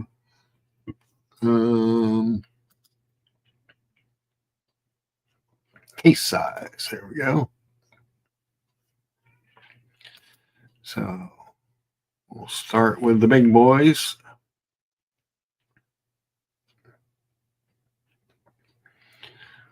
Just grab. So a couple things that you don't get. So the 46s are classic looking Flieger watches. When you do, something, we'll just pull this blue one just so you can see it. Look at that thing. It's a beautiful watch. It does have your power reserve on the right and your date on the bottom. So I love the 6 o'clock date. So that's one thing that watch has going for it. In my mind, is it's a 6 o'clock date, which you all know that I love. He has indeed scratched it many times. Oh, geez. Scratch it many times. Take some toothpaste to it, and you'll be fine. Or probably watch if you're fancy. Chris Clues wants to know what the difference is. What he feels the difference is. Tapered bracelet, chronometer grade movement, better class, just a better watch all around. Does it have this bracelet on it? The new Speedy bracelet? Because this thing is amazing to wear. Yeah, the Metas chronometer and the Speedy is super cool. The old one's 30 seconds, really. Jeez.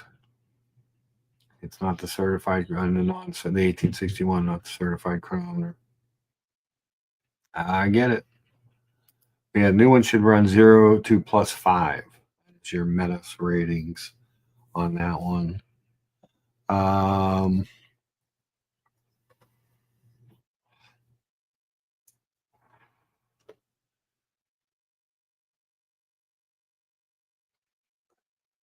Sorry, guys.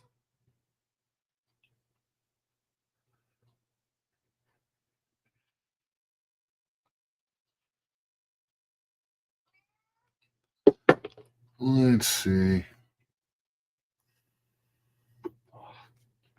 But this 46 IWC Big Pilots is a great watch. Now, I will tell you the problem with the 46. I can wear the 46. I've had Oris Big Crown Pro Pilots are the problem. It was a 45 millimeter watch, but it wore a little bigger. The problem with it is, and this one's an even bigger crown and a millimeter bigger. I had a permanent from wearing that watch bump on my hand from any time you'd move. Your hand does tend to catch that crown pretty good. Had a big mark on my hand from that big crown. But they're beautiful watches. But I will tell you, we're going to look at this watch a little bit, and then I'm going to show you why I like the other one better. So you have a closed case back. It only comes on the leather strap. It's a big chunky watch. Now you have a 7-day power reserve on this one, but what you don't have is, where's my stats? Jeez, oh Pete. All right, so 7-day power reserve. You have the soft iron inner case to protect from magnetism. Power reserve date. The IWC pilots watches do have that this glass that's secured against displacement by a drop in pressure, so it won't blow out. The case itself is good to 60 meters of water resistance. It's 15.6 millimeters tall. 46.2 is the diameter. The movement in this one is the 5211. 168 hours power reserve, runs at 4 hertz. Nice watch, nice movement. Now, what I would like to do is go back here and compare that to my favorite IWC, which we've looked at before, actually. Take those off. Put that one in. These are still 45 of these things. So they make a lot of them between 40 and 44, but there is, I think, one winner. And these are non-chronographs. There it is right there. I think at 9,700, and you can find these on the gray in the 7s.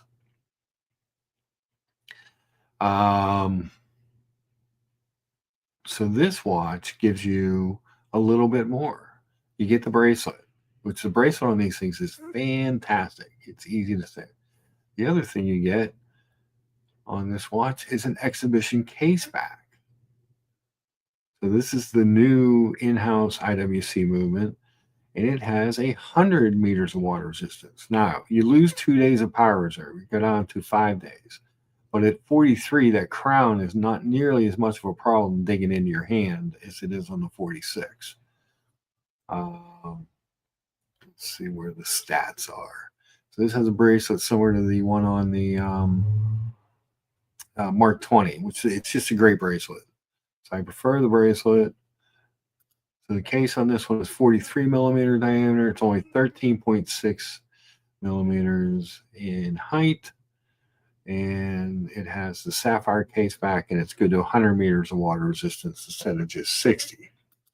Those all seem like better things.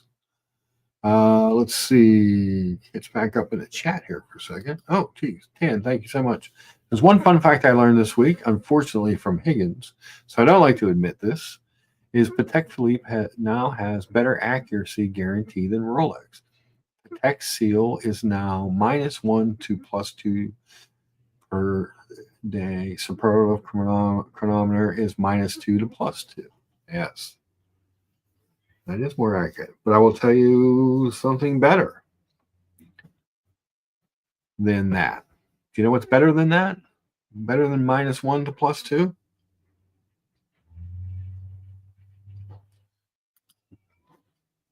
This thing is 0 to +2. In the SPY rate, you can have it adjusted at any Rolex AD or boutique using the screw on the SPY rate system. They can adjust it in increments of 0.1 seconds per day.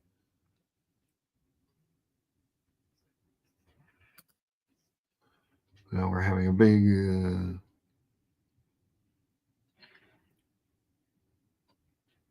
let's see, John D. -1 to +2 doesn't just apply to their watches with silicone hairsprings. It also applies to their chronographs using Breguet overcoils. So the Silvar isn't the only method to reach this accuracy. Cool. So yes, if you look them up on their site, it is updated to -1 to +2. Better than a Patek, 0 to +2. Higgins is the greatest watch nerd on the planet. And Dan says he's a charlatan at best. Oh my lord. Look how these things get out of hand. Higgins is all right. He's his own man. What would you guys do if it's the plan? You know, speaking of this, so on the big pilot subject, I like this one better. This would be my choice for a big pilot. The 46, I can definitely pull it off. It does dig into the hand, and it doesn't. You know, I like the bracelet. I like the exhibition case back. I like the extra water resistance. I love this blue dial. I love the Flieger hands. It's a cool watch. It's a great watch.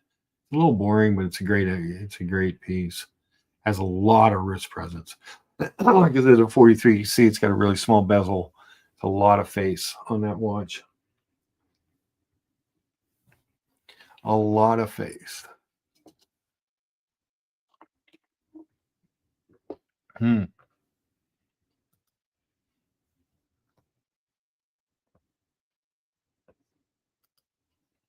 He says, I do love the big pilot though, Mark. The 46 for me is the way to go because it's the OG.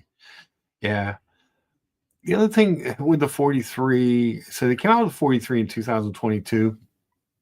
And one of the other things about it is that it's cleaner without the power reserve. Like the dial is cleaner. The bracelet I love. I love those big onion crowns. That's I wish that they made the Mark 20 with the big onion crown. That would be a great watch at 40 millimeters for just kind of a run around, do anything watch. That would be amazing. 43 is enough in size, says Chris. 43 is a big watch. And I can, like I said, I can definitely pull off the other ones. It gets into, where do you go from there? I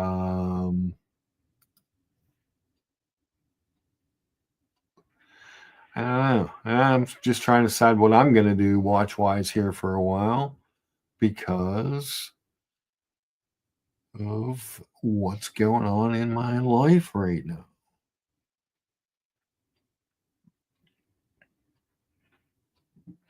What do you guys think? Is the creamsicle cursed? I like to watch, but is it cursed? Jeez. Could be. It could very well be.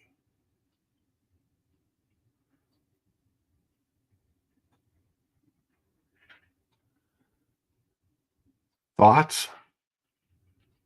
Anyone?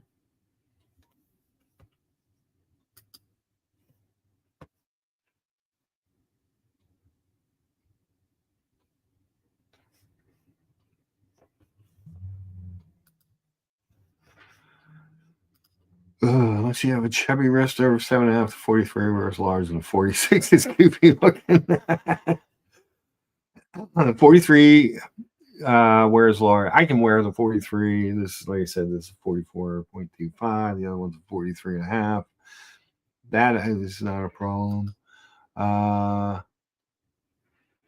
Watch Nicholas prefers, thank you for the super chat. He prefers the 46.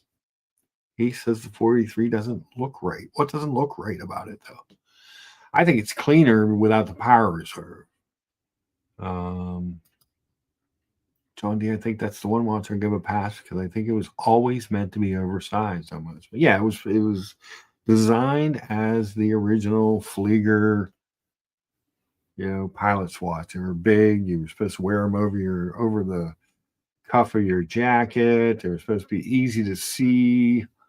They were supposed to be pressure resistant, resistant to magnetism, all those things when they were designed. So I get it should look like it is. Intended for oversized, a Patel flute might be the origin, but scale is an important part of things looking like they fit and not your dad's watch on a kid's wrist. Well, there's that. Trouble says curses don't exist. That's my answer. Buckley believes that watch curse is a thing. John D needs to be the confidence of Rocket Man. People told me I couldn't wear Protects with hoodies. I do that anyways.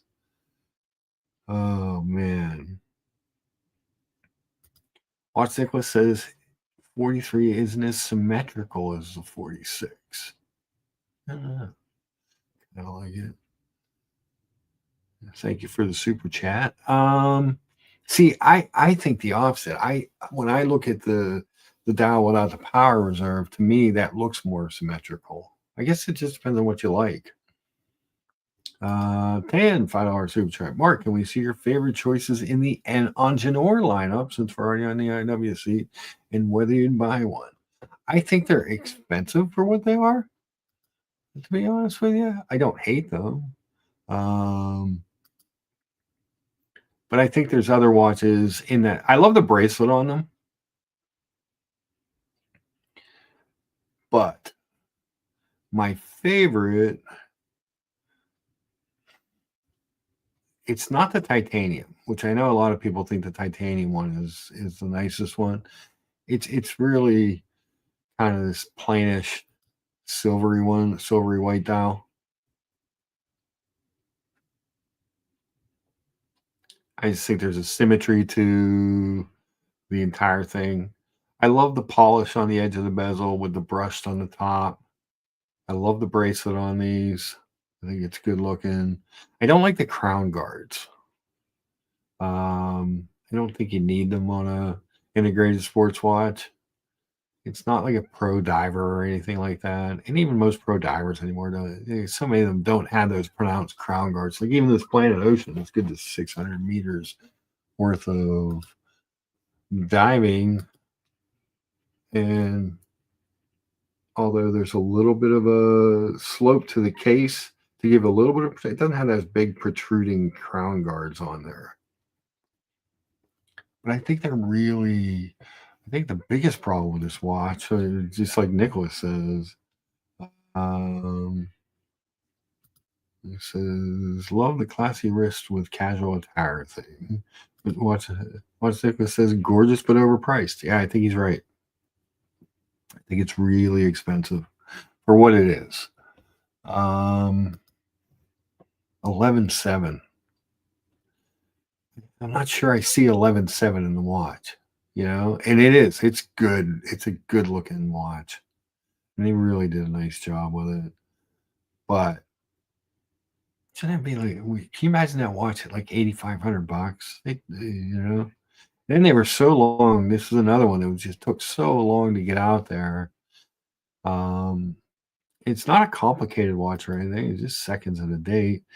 40 millimeter case. I mean, it is thin. It's only 10.7. It's good 100 meters water resistance. I believe this has a similar or the same. Yeah, the 32111. The same movement as the other.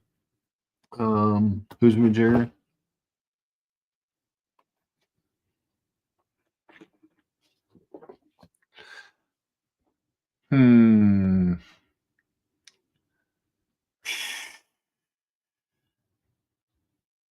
Yeah, it's beauty. Which one's your favorite, Tan?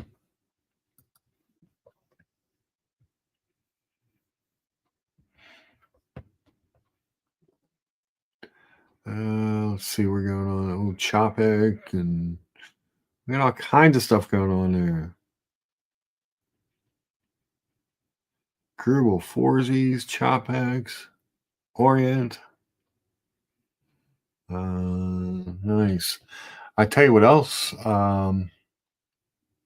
He likes the navy blue. That's the new one. They just came out with the navy blue. They had that aqua colored one, which was all the rage, I guess. The blue's nice too. IWC does nice blue. It's a beautiful watch. It's hard for me to say that that's an 11,000 in today's market with what you could get for that kind of money. I don't know. It just doesn't seem. It seems rather. The dial's very generic. I mean, it's just. I think these integrated sports bracelet watch homages, unless you're going for the real thing, some of these, and I know Genta designed the original one and all that. I get all that, but I think, some of these watches just kind of getting old. Just getting old. I tell you what else is amazing, though. See, now that you have me on the site, you're going to make me do this. Look at that watch. How have we not talked about the Aqua Timer yet today? See what happens when you drive me over to the IWC site, Dan? I pull up an Aqua Timer and say, isn't that a beauty? Who doesn't love that? Now that watch is a value at $6,100. It's got that piece on the left. Everybody thinks that that's like a helium escape valve. It is not. That is actually where the what do they call that? The true glide or something system. Oh, let me look it up. It's where all the housing is. Treble says plenty awful.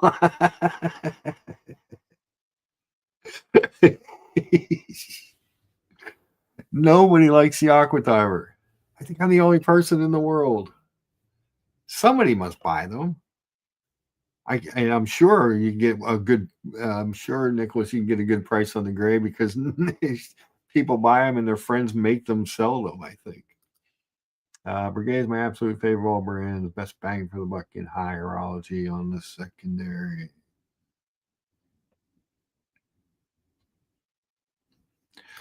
Yeah, we started the show with his freak. Because I was telling the guys I fell asleep and woke up this morning and went and rewatched it. But wow, what a I don't mind that watch. I mean, if you're gonna, hopefully you got a really good deal on it. But it's different and it's kind of cool in its own weird, quirky way.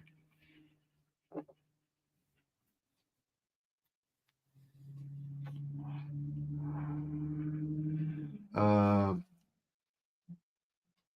the deep sea, you have to want the deep sea. Is the problem with the deep sea? It's big. The deep sea is really big. The deep sea and the ultra deep are those are like 19 millimeter in height. I know that it's a big watch. You have to want to buy that. But I didn't think that freak watch was that bad. Where did I put that? I thought I had the tab open. So we went to Omega. Hold on. Let me backspace, see if that's where I was. Get to it real quick here. No, that wasn't it.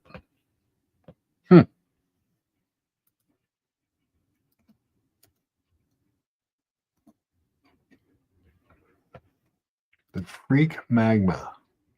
Boom. It's cool. I mean, if I mean, it's different. If you want something that's different, that still kind of looks like a watch, that's one of the things that I like about the Freak is that when I look at the case, I think watch. Like a Richard Mille, I don't necessarily think of it as a watch. A lot of the Urworks and stuff like that, they look like it's not, it's something different, but it's interesting to me. Um, would I own one? Probably not. But if you're going to own one, something that has a little bit of shock value to it, aside from that dial, is the Magma. It's kind of a neat watch. He said he bought it on the gray, so hopefully he got value. I don't know. You guys tell me. John D says the brand is keeping alive some real crafts that nearly vanished. Guilloche, Grand Few, enameling, cold rolling coin edges. Got to give Hyatt credit back nearly 25 years ago. We're talking about Brigade. Yeah, that's cool. Brigade was never a watch that really spoke to me, but I always appreciated them. It wasn't something that I ever put on and said, "Oh, I've got to have one." They're beautiful, but got to be, that's your thing. You have to like that. Nicholas says, I think Blanc Palm, Brigade, Ulysse Nardin as oligarch watches. That could be as well.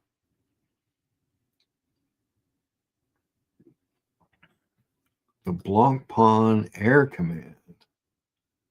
All right, we're gonna have to go look that thing up here. So Nicholas says it's the special edition black one, has an engine motor as the rotor. Well, let's see if I can't find one of those. Hold on.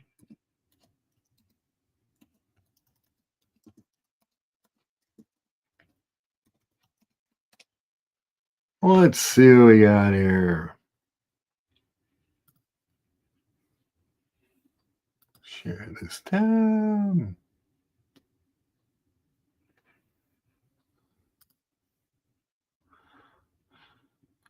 Oh, let's see.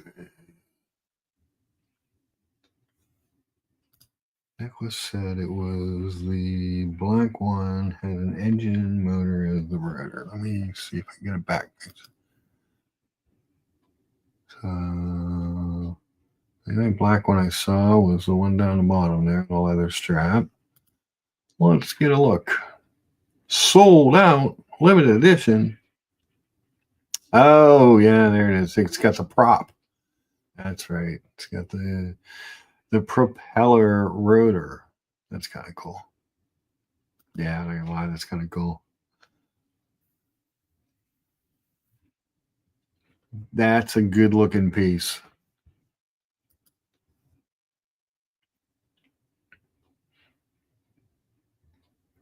Well, let's get into some specs here. Flyback chronograph, tachometer, two-way rotating steel bezel with ceramic insert, and super with hour markers. Water resistance of 3 bars, only 30 meters. It's only 42.5 in the case, 22 millimeters. See, it's only 13.756. Strap solutions, calfskin leather, pin buckle. A cool looking watch. So that looks like they made 500 of those. What's the rotor like on just a regular air command? I'm curious. This actually reminds me of the Zulu time chronographs they just came out with. This one's titanium.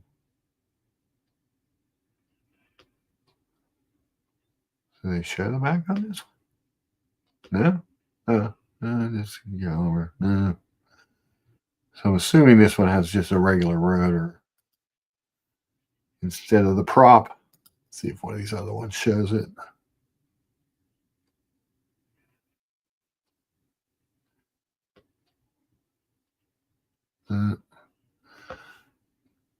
Just some walking around pics. But yeah, if you ever looked at the Longines Zulu time, the new chrono, the flyback, looks a lot like this watch. That's crazy. You're not going to get a prop rotor on it though.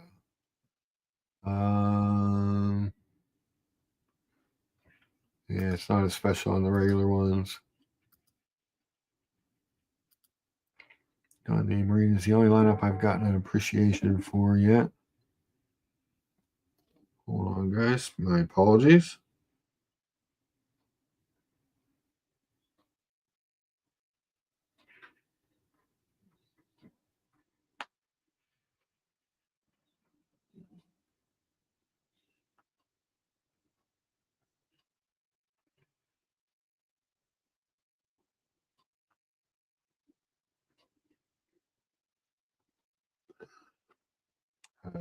Got people looking out for me. Kesselwitz, congratulations. We were just looking at your Magma watch. 2025 is the year to branch out and explore. I like that watch. I don't dislike your new watch. I feel bad. I fell asleep last night while we were looking at it. You go back over to let's see IWCs. Where was the? Oh, there it is. Boom. Ba ba ba boom. Beauty. I think it's kind of neat. I like it.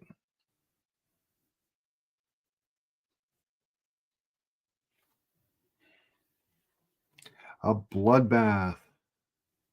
Oh no, I didn't fall asleep because of your watch. I was just I had a day of snow removal and moving stuff around, and I was just running around all day. So when I saw the stream was on, I was like, yeah, cool. There'll be an unboxing coming. And of course, the OC 5 more minutes, 5 more minutes, 5 more, and evidently 5 of those minutes got me, and I just dozed off. So I had to catch it this morning. But I like the watch. I don't hate it. Is it my taste? No, but like I said, if you're gonna have something different, at least when I look at this, I think it's a wristwatch, and I can kind of say, hey, you can tell the time on that.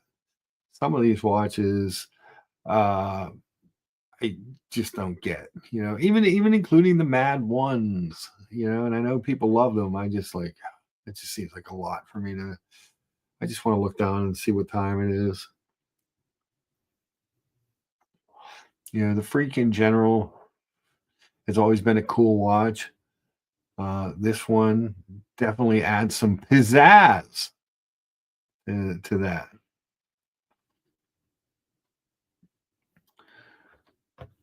What did Cars unbox? Biggest tease on unboxing, Counselor or Cars? I didn't see what Cars unboxed.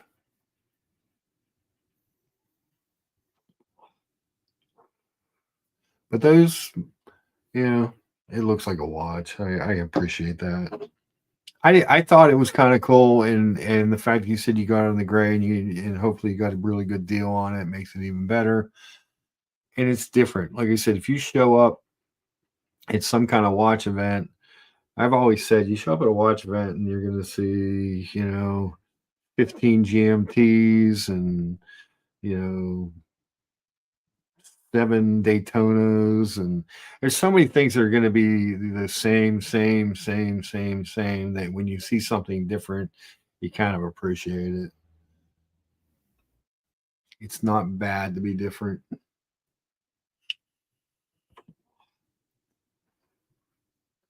Dude, you guys are like all over the chat, which is cool. The link is pinned, but I'm going to drop it too in case somebody wants to jump on. But yeah, Muhammad Ali says that purchase proves you are your own man. Yeah, it's different. There's something to be said for different. In a watch world, it's like I said, filled with so many of the same watch, so many Submariners and GMTs and Daytona. That's all everybody wants to show off. To have something that's truly unique is hard to do.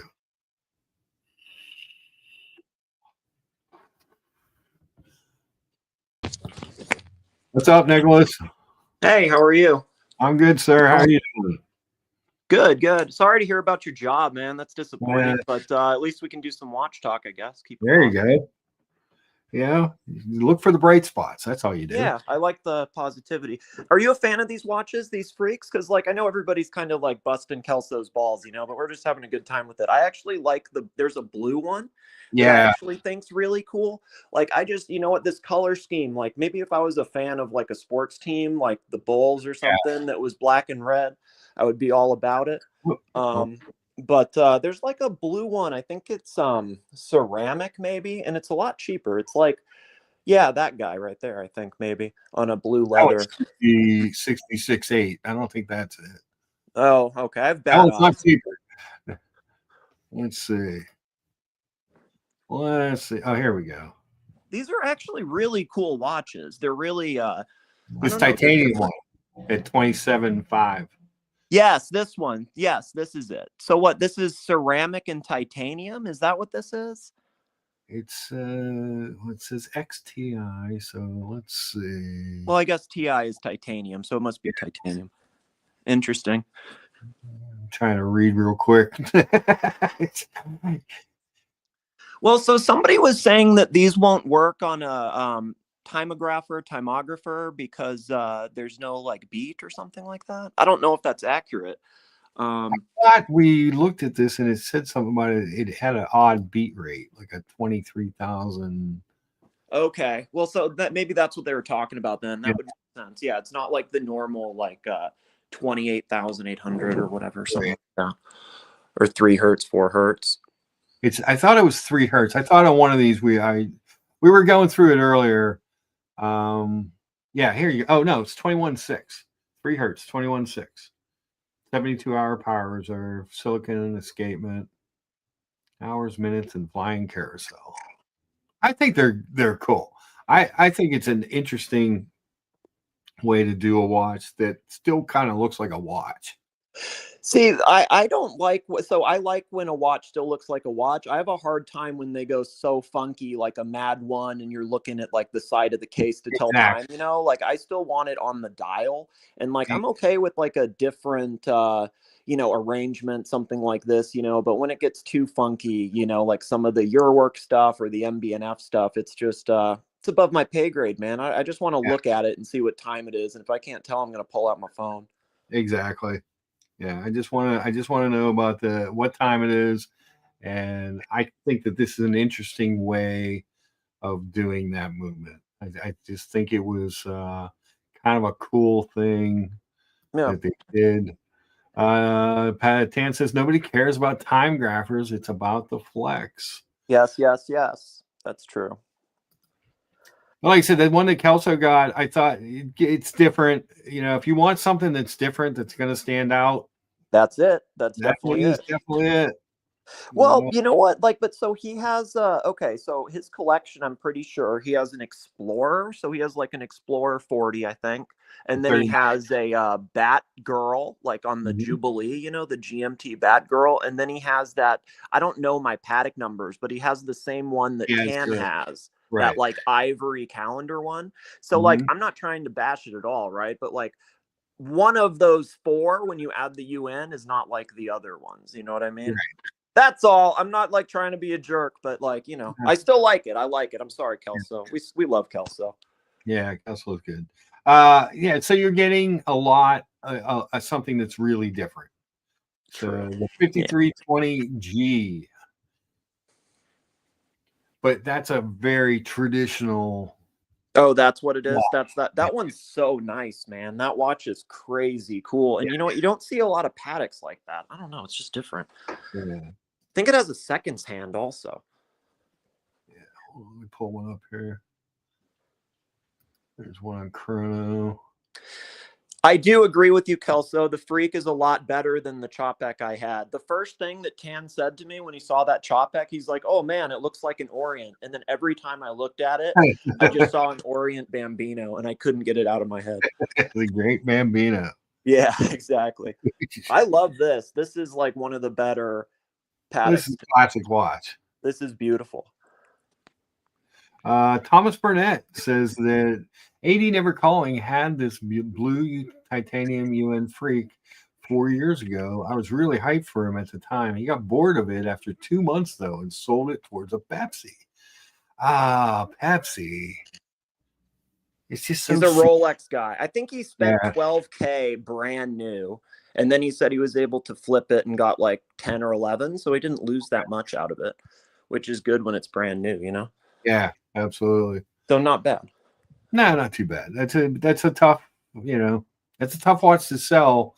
Not that there is a market for it, but it's a much slimmer market for that watch than you're going to find for most things. It's going to take some time to sell you, and I think if you get that, most people, you're going to expect to take a small hit on it for sure. Yeah, you're definitely going to do that. But this, so what Kelso has now, if these are the watches he's got, this is just a beautiful classic dress watch. Yeah, it's just a time. This watch is timeless. I agree. The Explorer 139 is another timeless watch. Oh, his is 39. Okay, I think that I love the Explorer, man. That's something that can go in any collection in my mind. Right. So the two those two are covered. Are just absolute timeless watches. Then you have the Batgirl, which is your hype watch. Yeah. And then you've got this Magma Freak, which is your flex watch, if you will. I think he's gonna flip the Freak and get like an Aquanaut or something. He's gonna flip it for a Aquanaut or something like that. Yeah. Thomas Burnett, will you be going to Watches and Wonders this year? Trying to set a plan with Kelso to go.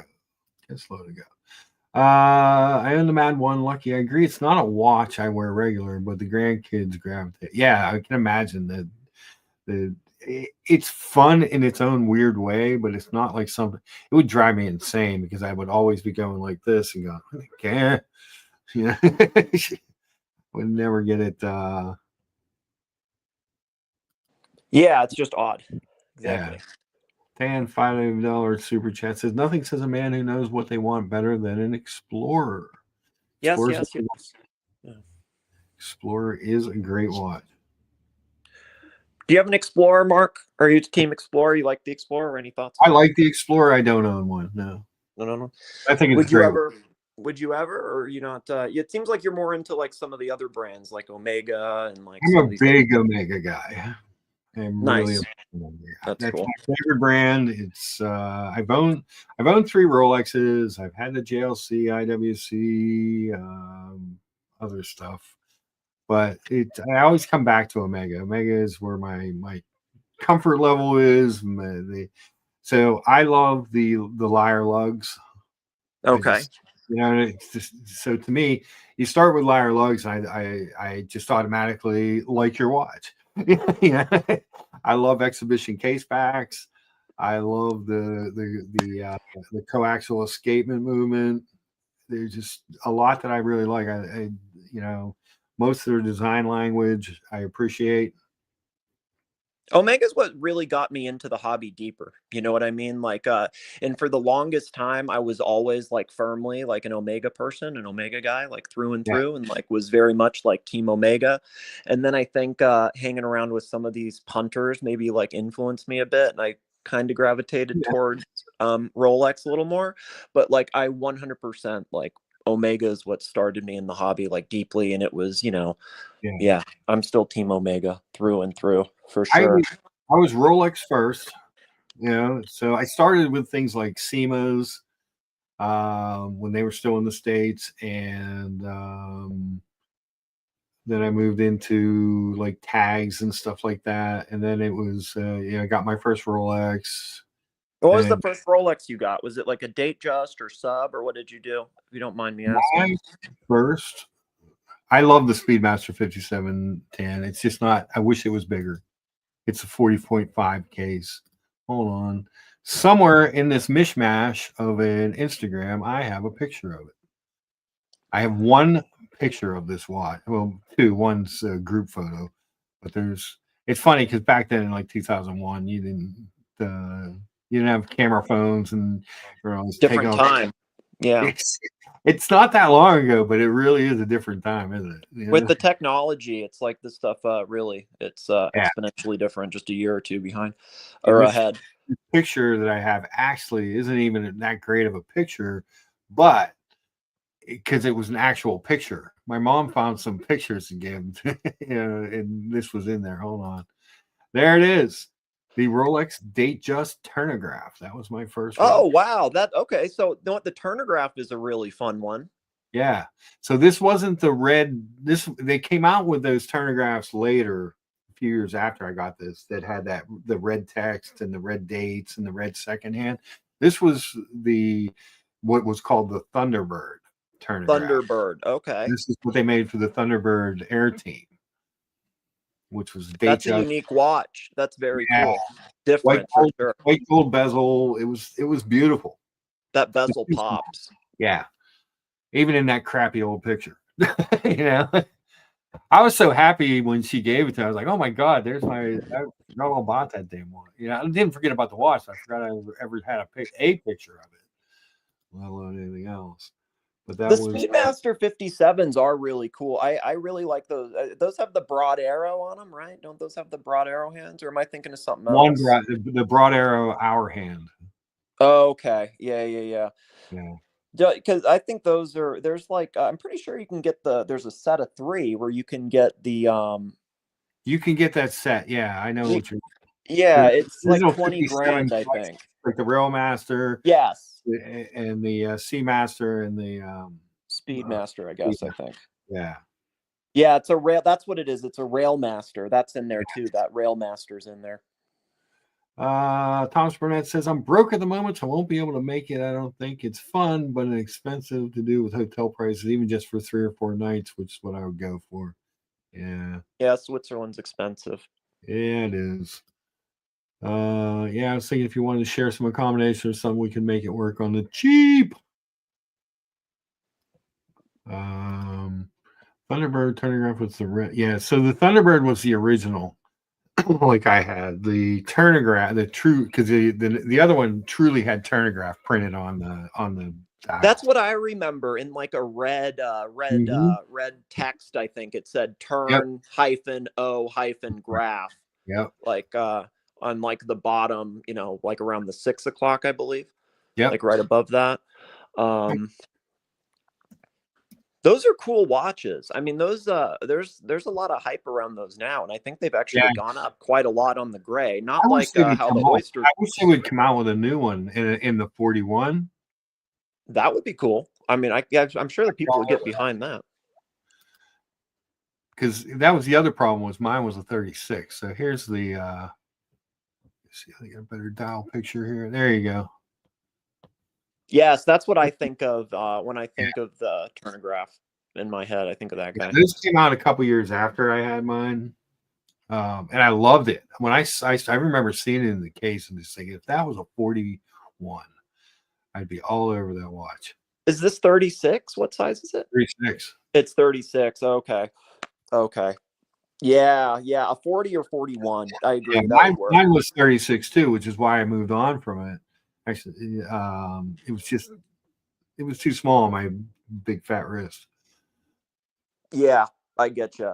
Thankfully, I have a dainty wrist. Like very well. I mean, it's good and bad, right? But Muhammad Ali, $10, 10-pound super chat says, my prediction for 2025 is that by March, Mark will have a brand new high-paying job and will use his first bonus on the Aqua Terra turquoise. Yes. Positive. I can't wait to see that watch in person. I saw they have an Aqua Terra turquoise. I didn't know that. I know they have a lot of colors, and they were kind of copying the OP a bit with they had like an orange one or like a red one and some stuff like that. But I had no idea they had a Tiffany or turquoise. I didn't even know that. I do like the Aqua Terra though. I don't think it's out in the stores yet, but they did. Okay. It was on a celebrity or hinted at or something. On their website. Okay. Yeah, here, hold on. There's a yellow one that's real. Oh, okay. Well, I like that. I actually do like that. I mean, it has the new bracelet on it, which is a lot nicer. It has a little comfort setting. Oh, you can add it to the basket now. Maybe they're available now. How much is this? What's the price? 6,600 retail. Okay, so 65, 66. Yeah. So you get the one thing you get with this is, so you're getting the new bracelet. You get the little comfort setting on the butterfly, which the old one doesn't have, and you get the caliber 8900. So you get the double barrel movement with the better movement. Looks good. Yeah, gotta say it looks good with the quick set hour hand and the 5 more hours of power reserve. It's a nice watch. It's there's no doubt about it. It's a nice watch. This new bracelet is really comfortable. It's kind of rolled in the center instead of being a flat link, so it's almost more like a little more Rolex-y bracelet. I kind of wish it was a no date. I don't really like the date. That's kind of my only complaint. I actually really like it. I like the accents, on the indices with the black. If you do the date, I would rather. I'm like 10. I'd rather have it at 6. At least a 6 o'clock date is a little more. It's symmetrical there. If they're gonna, it's not like a 4:30 or something. If you're gonna squeeze it in, at least they put it at 6 o'clock and not something funky. But I would wipe that date out. But yeah, I don't need the date, but it's a lot of people just expect the date. When they look. That's true. They've been conditioned to a date. Yeah. So somebody was saying I think Mohammed was talking about prediction. Somebody else was predicting that I don't think this will happen, right? But they're saying a white gold Submariner, no date. So no date, white gold sub on an Oyster Flex. No way. I mean, people just say fun stuff, right? But I mean, if they were going to do something, a white dial, change it up a little bit. Give people the that's the one thing. Omega's catalog is way too fucking big. It's too vast. They have too many special. At least you have some choices. You know what I mean? Yeah. At least you don't have to. So if you want a no date sub, they're all the same. If you want to see the Speed Dweller 43, they're all the same. That's at least my gripe.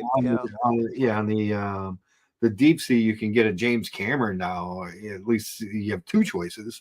If you can, what I mean. But they're all just Well, to me, even like the differences between like a GMT to a sub, like a lot of these things are really subtle. Or then like, for just the common like watch person, or like a date just to a sky Yeah, dweller, like a lot of people don't even know, yeah, So it's like, yeah, I hear you. I do. yeah. Give it just some choices. I think a, a white dial Explorer 1, Yeah, that would kill. that I would think people would be, like that. they would go crazy for that watch. Well, maybe they test it. I mean, some people say this, right? Like with Tudor, originally, like Tudor, like they have a lot of different stuff with the Black Bays, but they do have the Black Bay 36. And I think they've done like a 36, a 39, and a 41, which are basically almost copying the Explorer sizes. And they've done that in like a blue. They've also done a silver and they've done a black. So, I mean, maybe that's the test for Rolex. Probably not, probably not, but, possibly. It's possible, but Possibly. Rolex seems like they want to roll more high end. I think you're going to see less steel and more precious. Gold. I Yeah, agree with that. I feel like they're trying to work in more two-tone and then more gold and like go more up, up, up, I think they're trying to be more upscale. I agree with that. I agree They're, with that too. I think that's where they're going for sure. Definitely. Tan says the BB58 is a sweet spot, but he does like the 54. I can't wear. They're so small. It's too tiny. Yeah. It 37. looks nice, but I mean, literally. So the watch I'm wearing is the Speedmaster Super Racing. It's 44 and a quarter, and it does not fill my wrist. see, that looks like a 41 or like that looks like a normal. I didn't realize your wrist is that big. Yeah, that just look okay. So you wear these larger 43, 44, 45. What do you Yeah. think of Panerai then? Do you like Panerai? I don't like the design language. Doesn't speak to me. Okay. I I'm not. got you. You know what I mean? And you have to. If you're a Panerai person, you're a Panerai person. You like it, and you know what I mean. You go full Panaristi if you're into it, and you start collecting the Pams and all that. I hear you. Yeah. Yeah. So, but to me, I've just never put one on. I said I love it. I don't hate them. You know what I mean? I'm not like a anti Panerai guy or anything. If you like it, that's your thing. I just when I look at it, I'm like, Yeah. not. It's not all that. I had a base model one and was really disappointed in it, and I actually traded out of it like maybe 6 months or 9 months later. I just never really got into it. It was just like a base Luminor, I think is what they're called. But yeah, I mean, it was a little too big, even though I had the 44 mm. I think they came in 44 or 47, and I liked it. But yeah, it never really spoke to me for sure. I hear you. Like a Seamaster, a lot better. Like an Yeah. Omega Seamaster is just cleaner, better, simpler. Yeah. I like the so I'm debating whether if it's cursed or not. But this over the Seamaster, and these are great on the gray. You can find great deals on these on the gray market. But this watch, for me, it's not that much bigger. It's 43 and a half versus the 42, but I love the bezel better on this. Is that a Planet Ocean? Is that a Planet That's Ocean? Planet Ocean. Nice. And Nice. The bracelets, the taper on the bracelet, That's clean. Yeah, it's just on the orange, on the creamsicle, the bezel is loomed, which is super slick. There was a similar watch from, I think it was that same lineup that was kind of my favorite watch for a while. It was a Planet Ocean with more of the orange. And oh my man, I almost got that watch, and then I didn't really have the cash at the time, whatever. Yeah. But I was really into that watch for a long time, and it was Planet Ocean's really underrated. Love that line. So great. It's really it's a great line, and it's you get the 8900 movements. You upgrade the movement, you get a little bit bigger watch. You get the bezel, the scallop bezel can be tedious to move. You know, it's hard to get a good grip on it, whereas the coin edge just pops right around. You know what I mean? And I think the action's a little better. There's no back play. It's crisper. It sounds better. It feels better. It wears better. I think it's just a little bit of an upgraded watch. Yeah. Patel Tan says nothing says badass better than a Jeep, no doors, no top, rocking a BB-54 in the wind. Treble likes the BB-58 bronze, but he's never gonna. I like the bronze too. I don't know how that ages, man. I don't trust it. Can I be honest? I don't trust it. I don't either. That's my worry. It looks great. I really like how it looks, like in the case. The 369 on it is cool. It's just a cool looking dial, but I worry about those bronze. Somebody else can take the risk, and I'll see what it looks like in a few years, and maybe go. I'm always worried that I'm going to take my watch off and there's going to be a big green mark on my arm. Exactly. You're going to have a green tattoo on your wrist after wearing that thing for sure. You could rock smartwatch and they look very good and classic on you. 41 AT fits you better than the 43. I like the 41 AT. I think. Oh, the 41 AT also has really good dial presence. So the dial presence on a 41 AT is actually bigger than that. So the watch doesn't look that much smaller than this watch because it's got such a big dial. The bezel's not as big. Is there a 40? Sorry to cut. Is there a 43 AT, or is he talking about your Planet Ocean? He's talking about the Planet Ocean. Got you. My bad. Yeah, because they just have a 41. There is a 43. The world timer's a 43. Got you. Thank you. Sorry to cut you off. All right. No, you're fine. The orange and white are amazing. It's a great combo. It is a great combo. It's a great looking watch. I post. Hold on. Let me go back over to here real quick. Just show you this because it was just a simple, just driving down the road picture.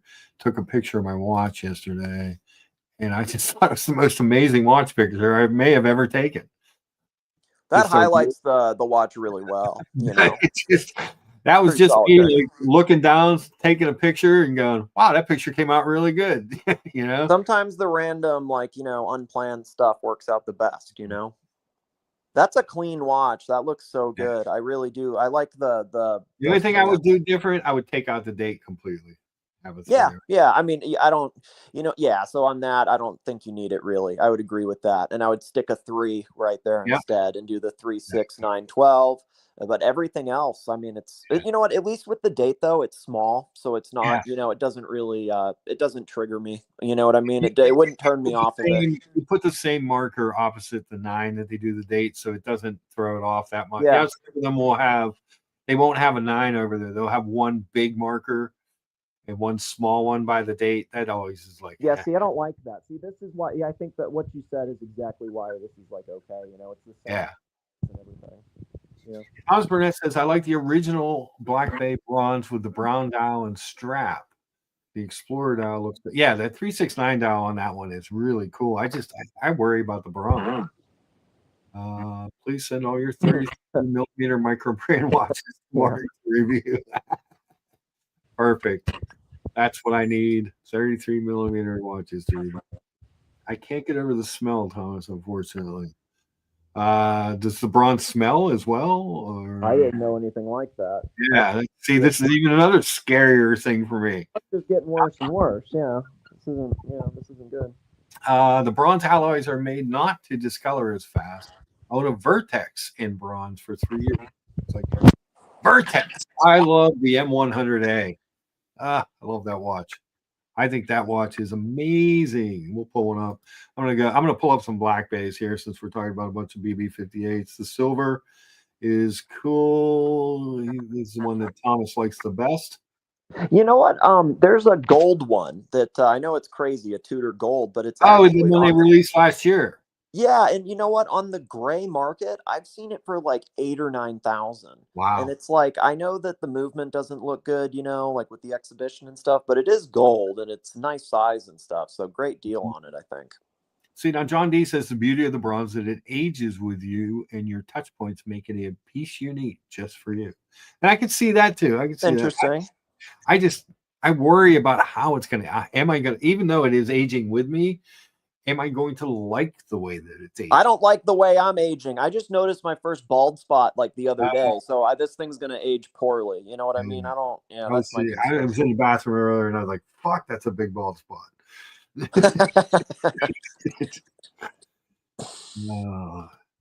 Dan, $5 super chat. Aging scratches stories aren't really relevant to today's crypto bro buyer. Not about the stories, it's about showing off. I prefer telling stories. And Treble says the bronze doesn't smell, it bloody stinks.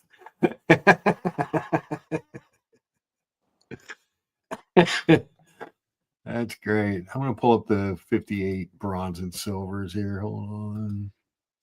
A lot of people really like those watches. I think the silver one looks really nice. I mean, the bronze looks really great too. I just, it's the same thing that, we keep saying. It's just I have concerns about how it may age, or if it is aging with my touch print, whatever.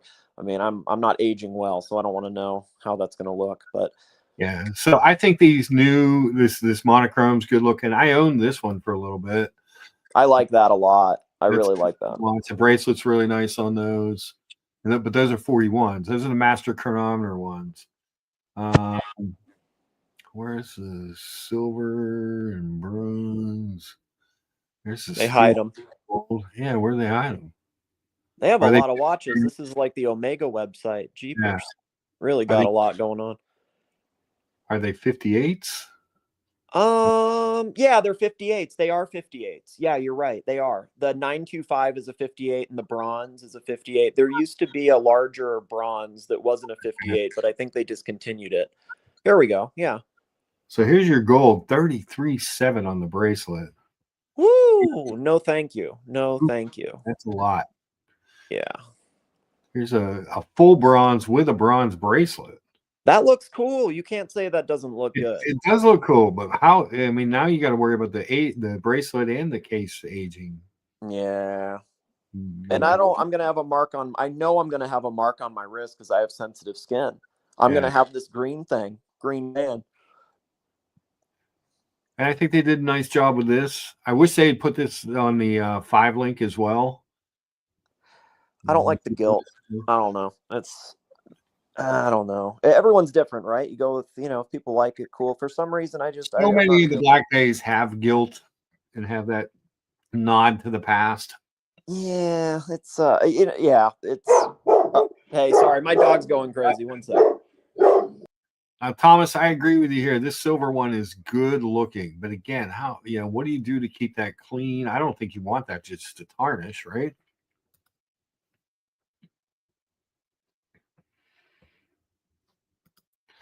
It's a great looking watch, but the smell in green arm puts me off more than a bit. I get it, Trouble. I'm the same way.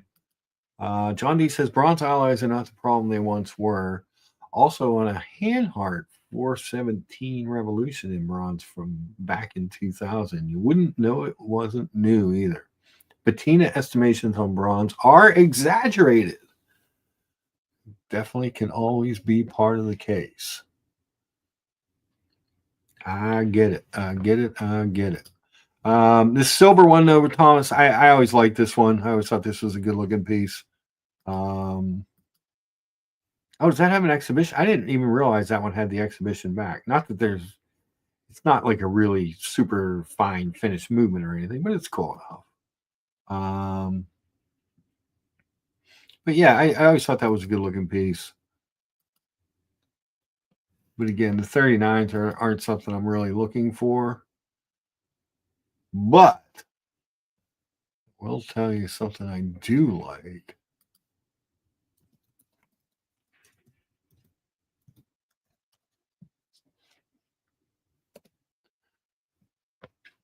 That is the Vertex M100A. Now, they make a bracelet for this. It's really cool looking on the bracelet. But just the watch itself, it's got the block loom, Arabics, small seconds. Vertex was a Dirty Dozen brand, so it has the broad arrow. And it's just cool watch. I think these are a little under $3,000 without the VAT. I think, yeah, $26.56, excluding the VAT. And I believe, let me go over here. I think it's in here because I've shown you guys this before. I'm sorry if I'm boring you going back over the same stuff, but I like the look of that on that bracelet. John D had mentioned the Vertex earlier, or a Vertex, and that watch just always tickles my fancy.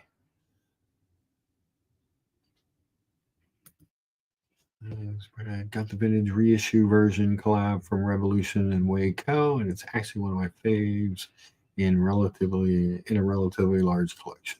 Cool. Yeah. But Vertex is a Phoenix brand. The great grandson, I believe, of the original owner brought it back to life. Had gone into watchmaking, and I guess his grandmother, somebody told him, "Hey, your grandfather, great grandfather, whoever it was, used to own a watch company," and he started looking into it, and it became a Phoenix brand. It's hard. I would love to see one in person to see what it feels like and stuff. I know they have a boutique in London. Most of their stuff they do online. They don't have anything here in the States where I can go touch one. I don't know if they do any of the little watch shows that happen here and kind of the independents. I'll have to check into that. Thomas Burnett is a big fan.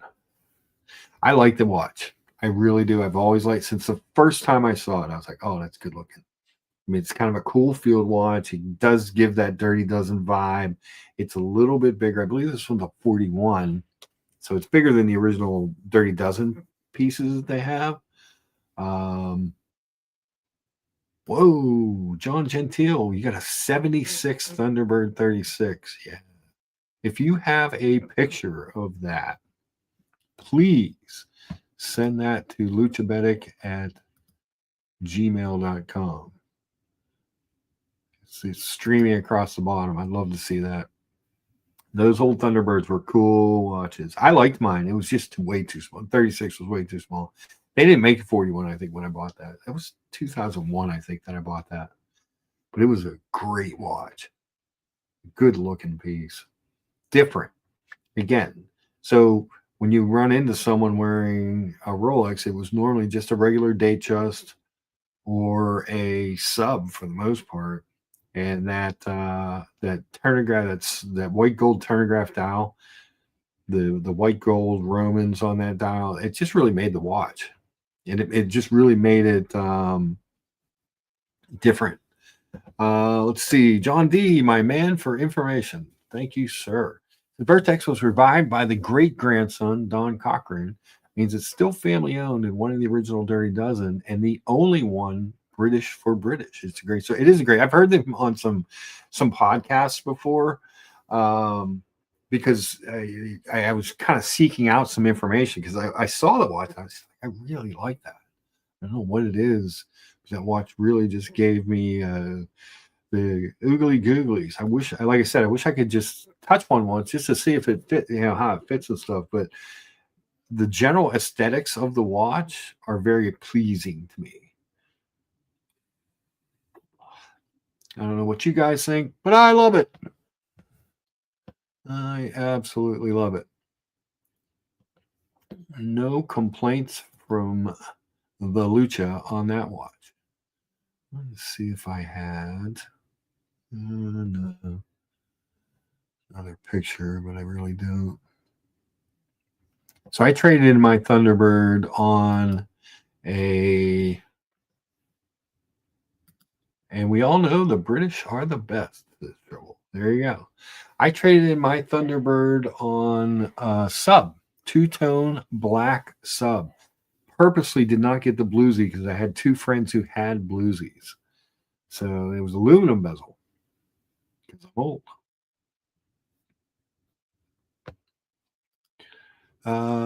Let's see. I met Don Cochran a few years ago, true gentleman, and the story behind this revival was amazing and completely done as high quality as possible for the price. I agree.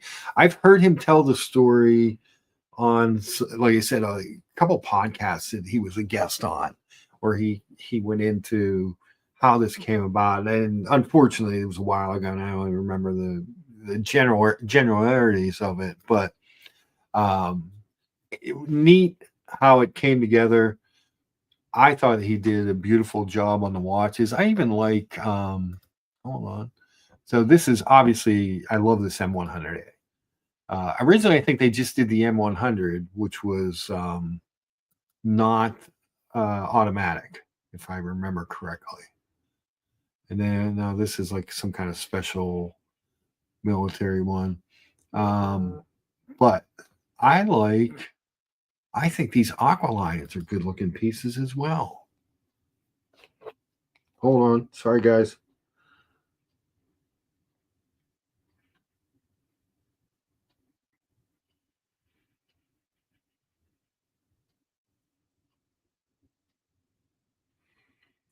I have to take my Jeep back to the dealership. I'm working out the timeline there. I apologize.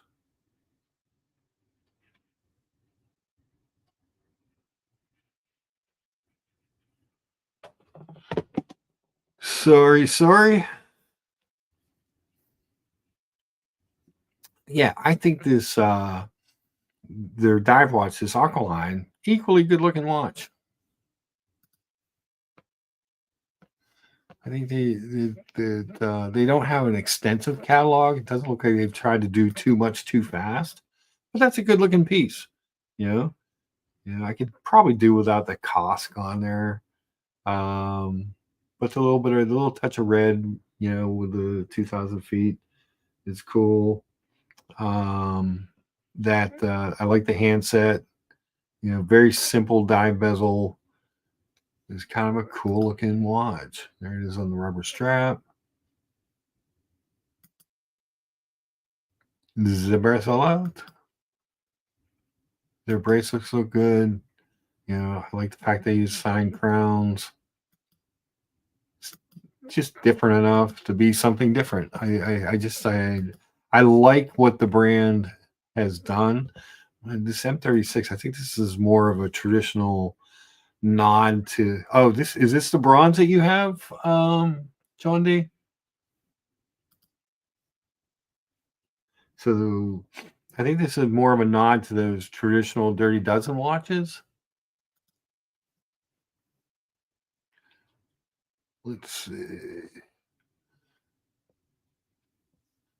Gerald says you just like any watch that begins with Aqua. Look, wouldn't you rather add an Aqua Lion than a Aqua Timer?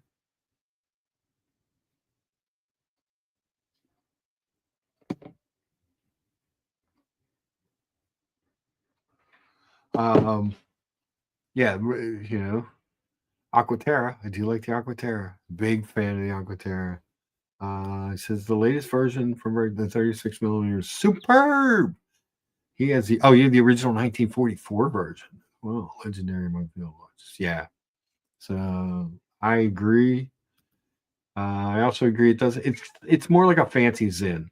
The Zen is very, very, very plain. Whereas when you see the blocks of loom, yeah, like John D says here, the blocks of loom on these watches is insane. And it really, really is. There's a good picture on these M100s.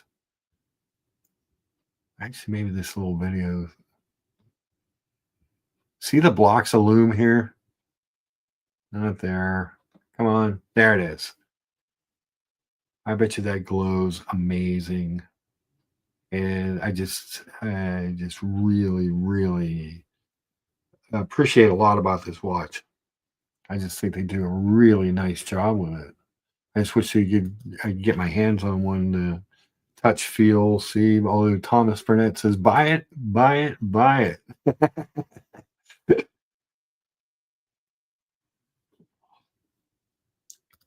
But for something different, it's cool. I always check Chrono and stuff to see if any of these are ever for sale. I never see one. It's always a bummer. And if you weren't a traditional watch guy and you just wanted a watch, that would be a great everyday watch. It's very, it's a great field watch. It's a great design. It's a little bit different. It's got a little bit of a story behind it. Isn't that part of the fun when you're talking to someone, if they ask about your watch and you have a little bit of a story, you have something to say? I like that part, you know? That's always been a big deal for me, is the story behind the watch, if you will. But that being said, I have got to start to make some plans to get the heck out of here. I got to get my Jeep back to the dealership. I've got some other things I'm working on, trying to get done here. I need to find a job. That as well. Braemont doesn't speak to me at all. I don't like their watches. I've never, there's never been a Braemont that I looked at. I was like, I like that watch. This watch, as soon as I saw it, I liked it. So that's the difference to me. But Braemont, whatever they call themselves, I know they redid themselves and stuff, but it just really hasn't done much for me. Nice stream. Good luck with the Jeep stuff. Yeah, well, everything will work out. You know, everything will work out. I am confident in that. And then from there, it just becomes a different. It's moving on. I think it was Diego came on the stream on Sunday and was some kind words. And he was absolutely right. He said, "Look, a year from now, you'll be looking back on it and saying this is the best thing that ever happened to you." He's 100% right. And I've been through this stuff before. I've been down these roads. I know the way it works. Like I said, the timing of it is what's hard, because not a lot of people are looking. But actually, a couple of people, while we were doing this, Thomas Burnett sent me an interview with Don Cochran, which I need to check. Thank you very much. And Thomas, yeah, and if you're doing a show Saturday, let me know if you need an extra panelist. But everything's good. Have a good day, Mark. I'm off to eat some baked beans. There you go. I am having some boiled dinner for lunch. Cheers, everybody. Thanks, everybody, for stopping by. I do appreciate it. I appreciate the encouragement. I appreciate the super. Geez, I got a ton of super chats today. Let's kind of go through some of these because I'm not used to all these super chats. But thank you guys. For a good friend that supported the Archieverse during the split. Always appreciate you, Mark, and hope one day you check out Watch Talk. It's some of the best. Like I said, I like good Watch Talk, and I like entertainment, and I like people. And I always say, so I know that there will be people that will be like, well, you shouldn't talk to this person, that person. You know what? In general, if you're good to me and we can talk about watches and have a interesting conversation, have a couple chuckles, I'm all for that shit. Because that's the truly important stuff.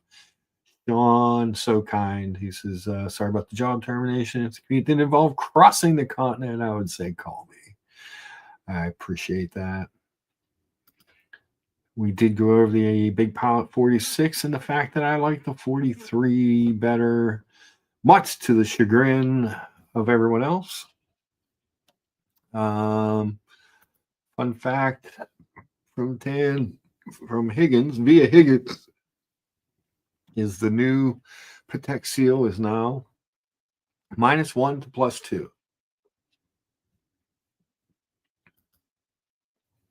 Watch Nick, thank you. Big 43 doesn't look right. He prefers the 46 because the 43 doesn't seem as symmetrical to him. And I think the opposite. And that's what's kind of cool about the watch hobby is everybody can have their own opinion on what it is. We have tan again.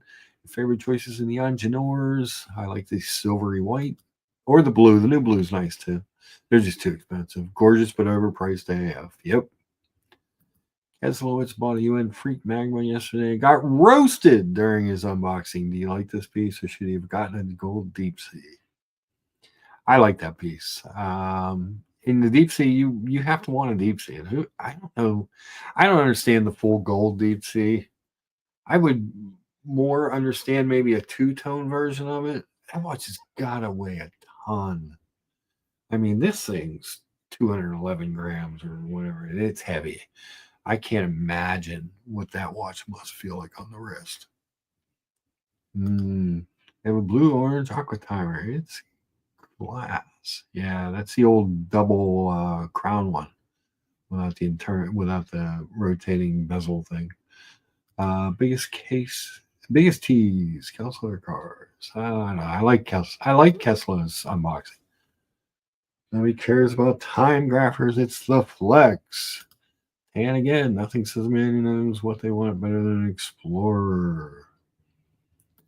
Muhammad Ali, my prediction for 2025 is that by March, Mark will have a brand new high-paying job. Will be use his first bonus on the Aqua Terra Turquoise. That is definitely a possibility.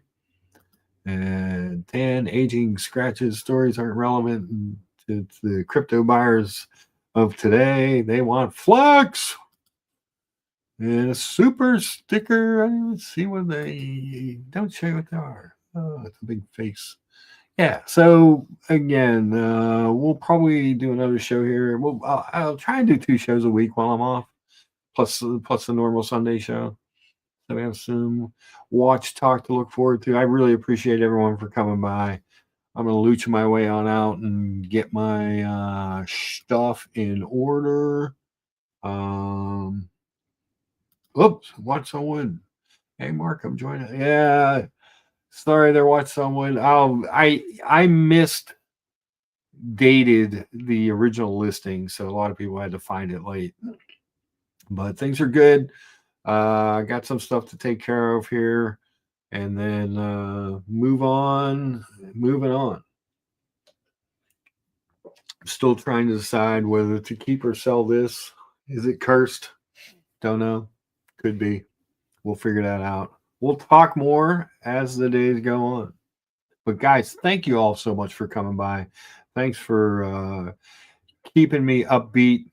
And we will see you on the next show. Wednesday, Thursday, Friday. It depends on what's going on. And we'll go from there. I enjoy talking with you guys and enjoy talking watches and then whatever else.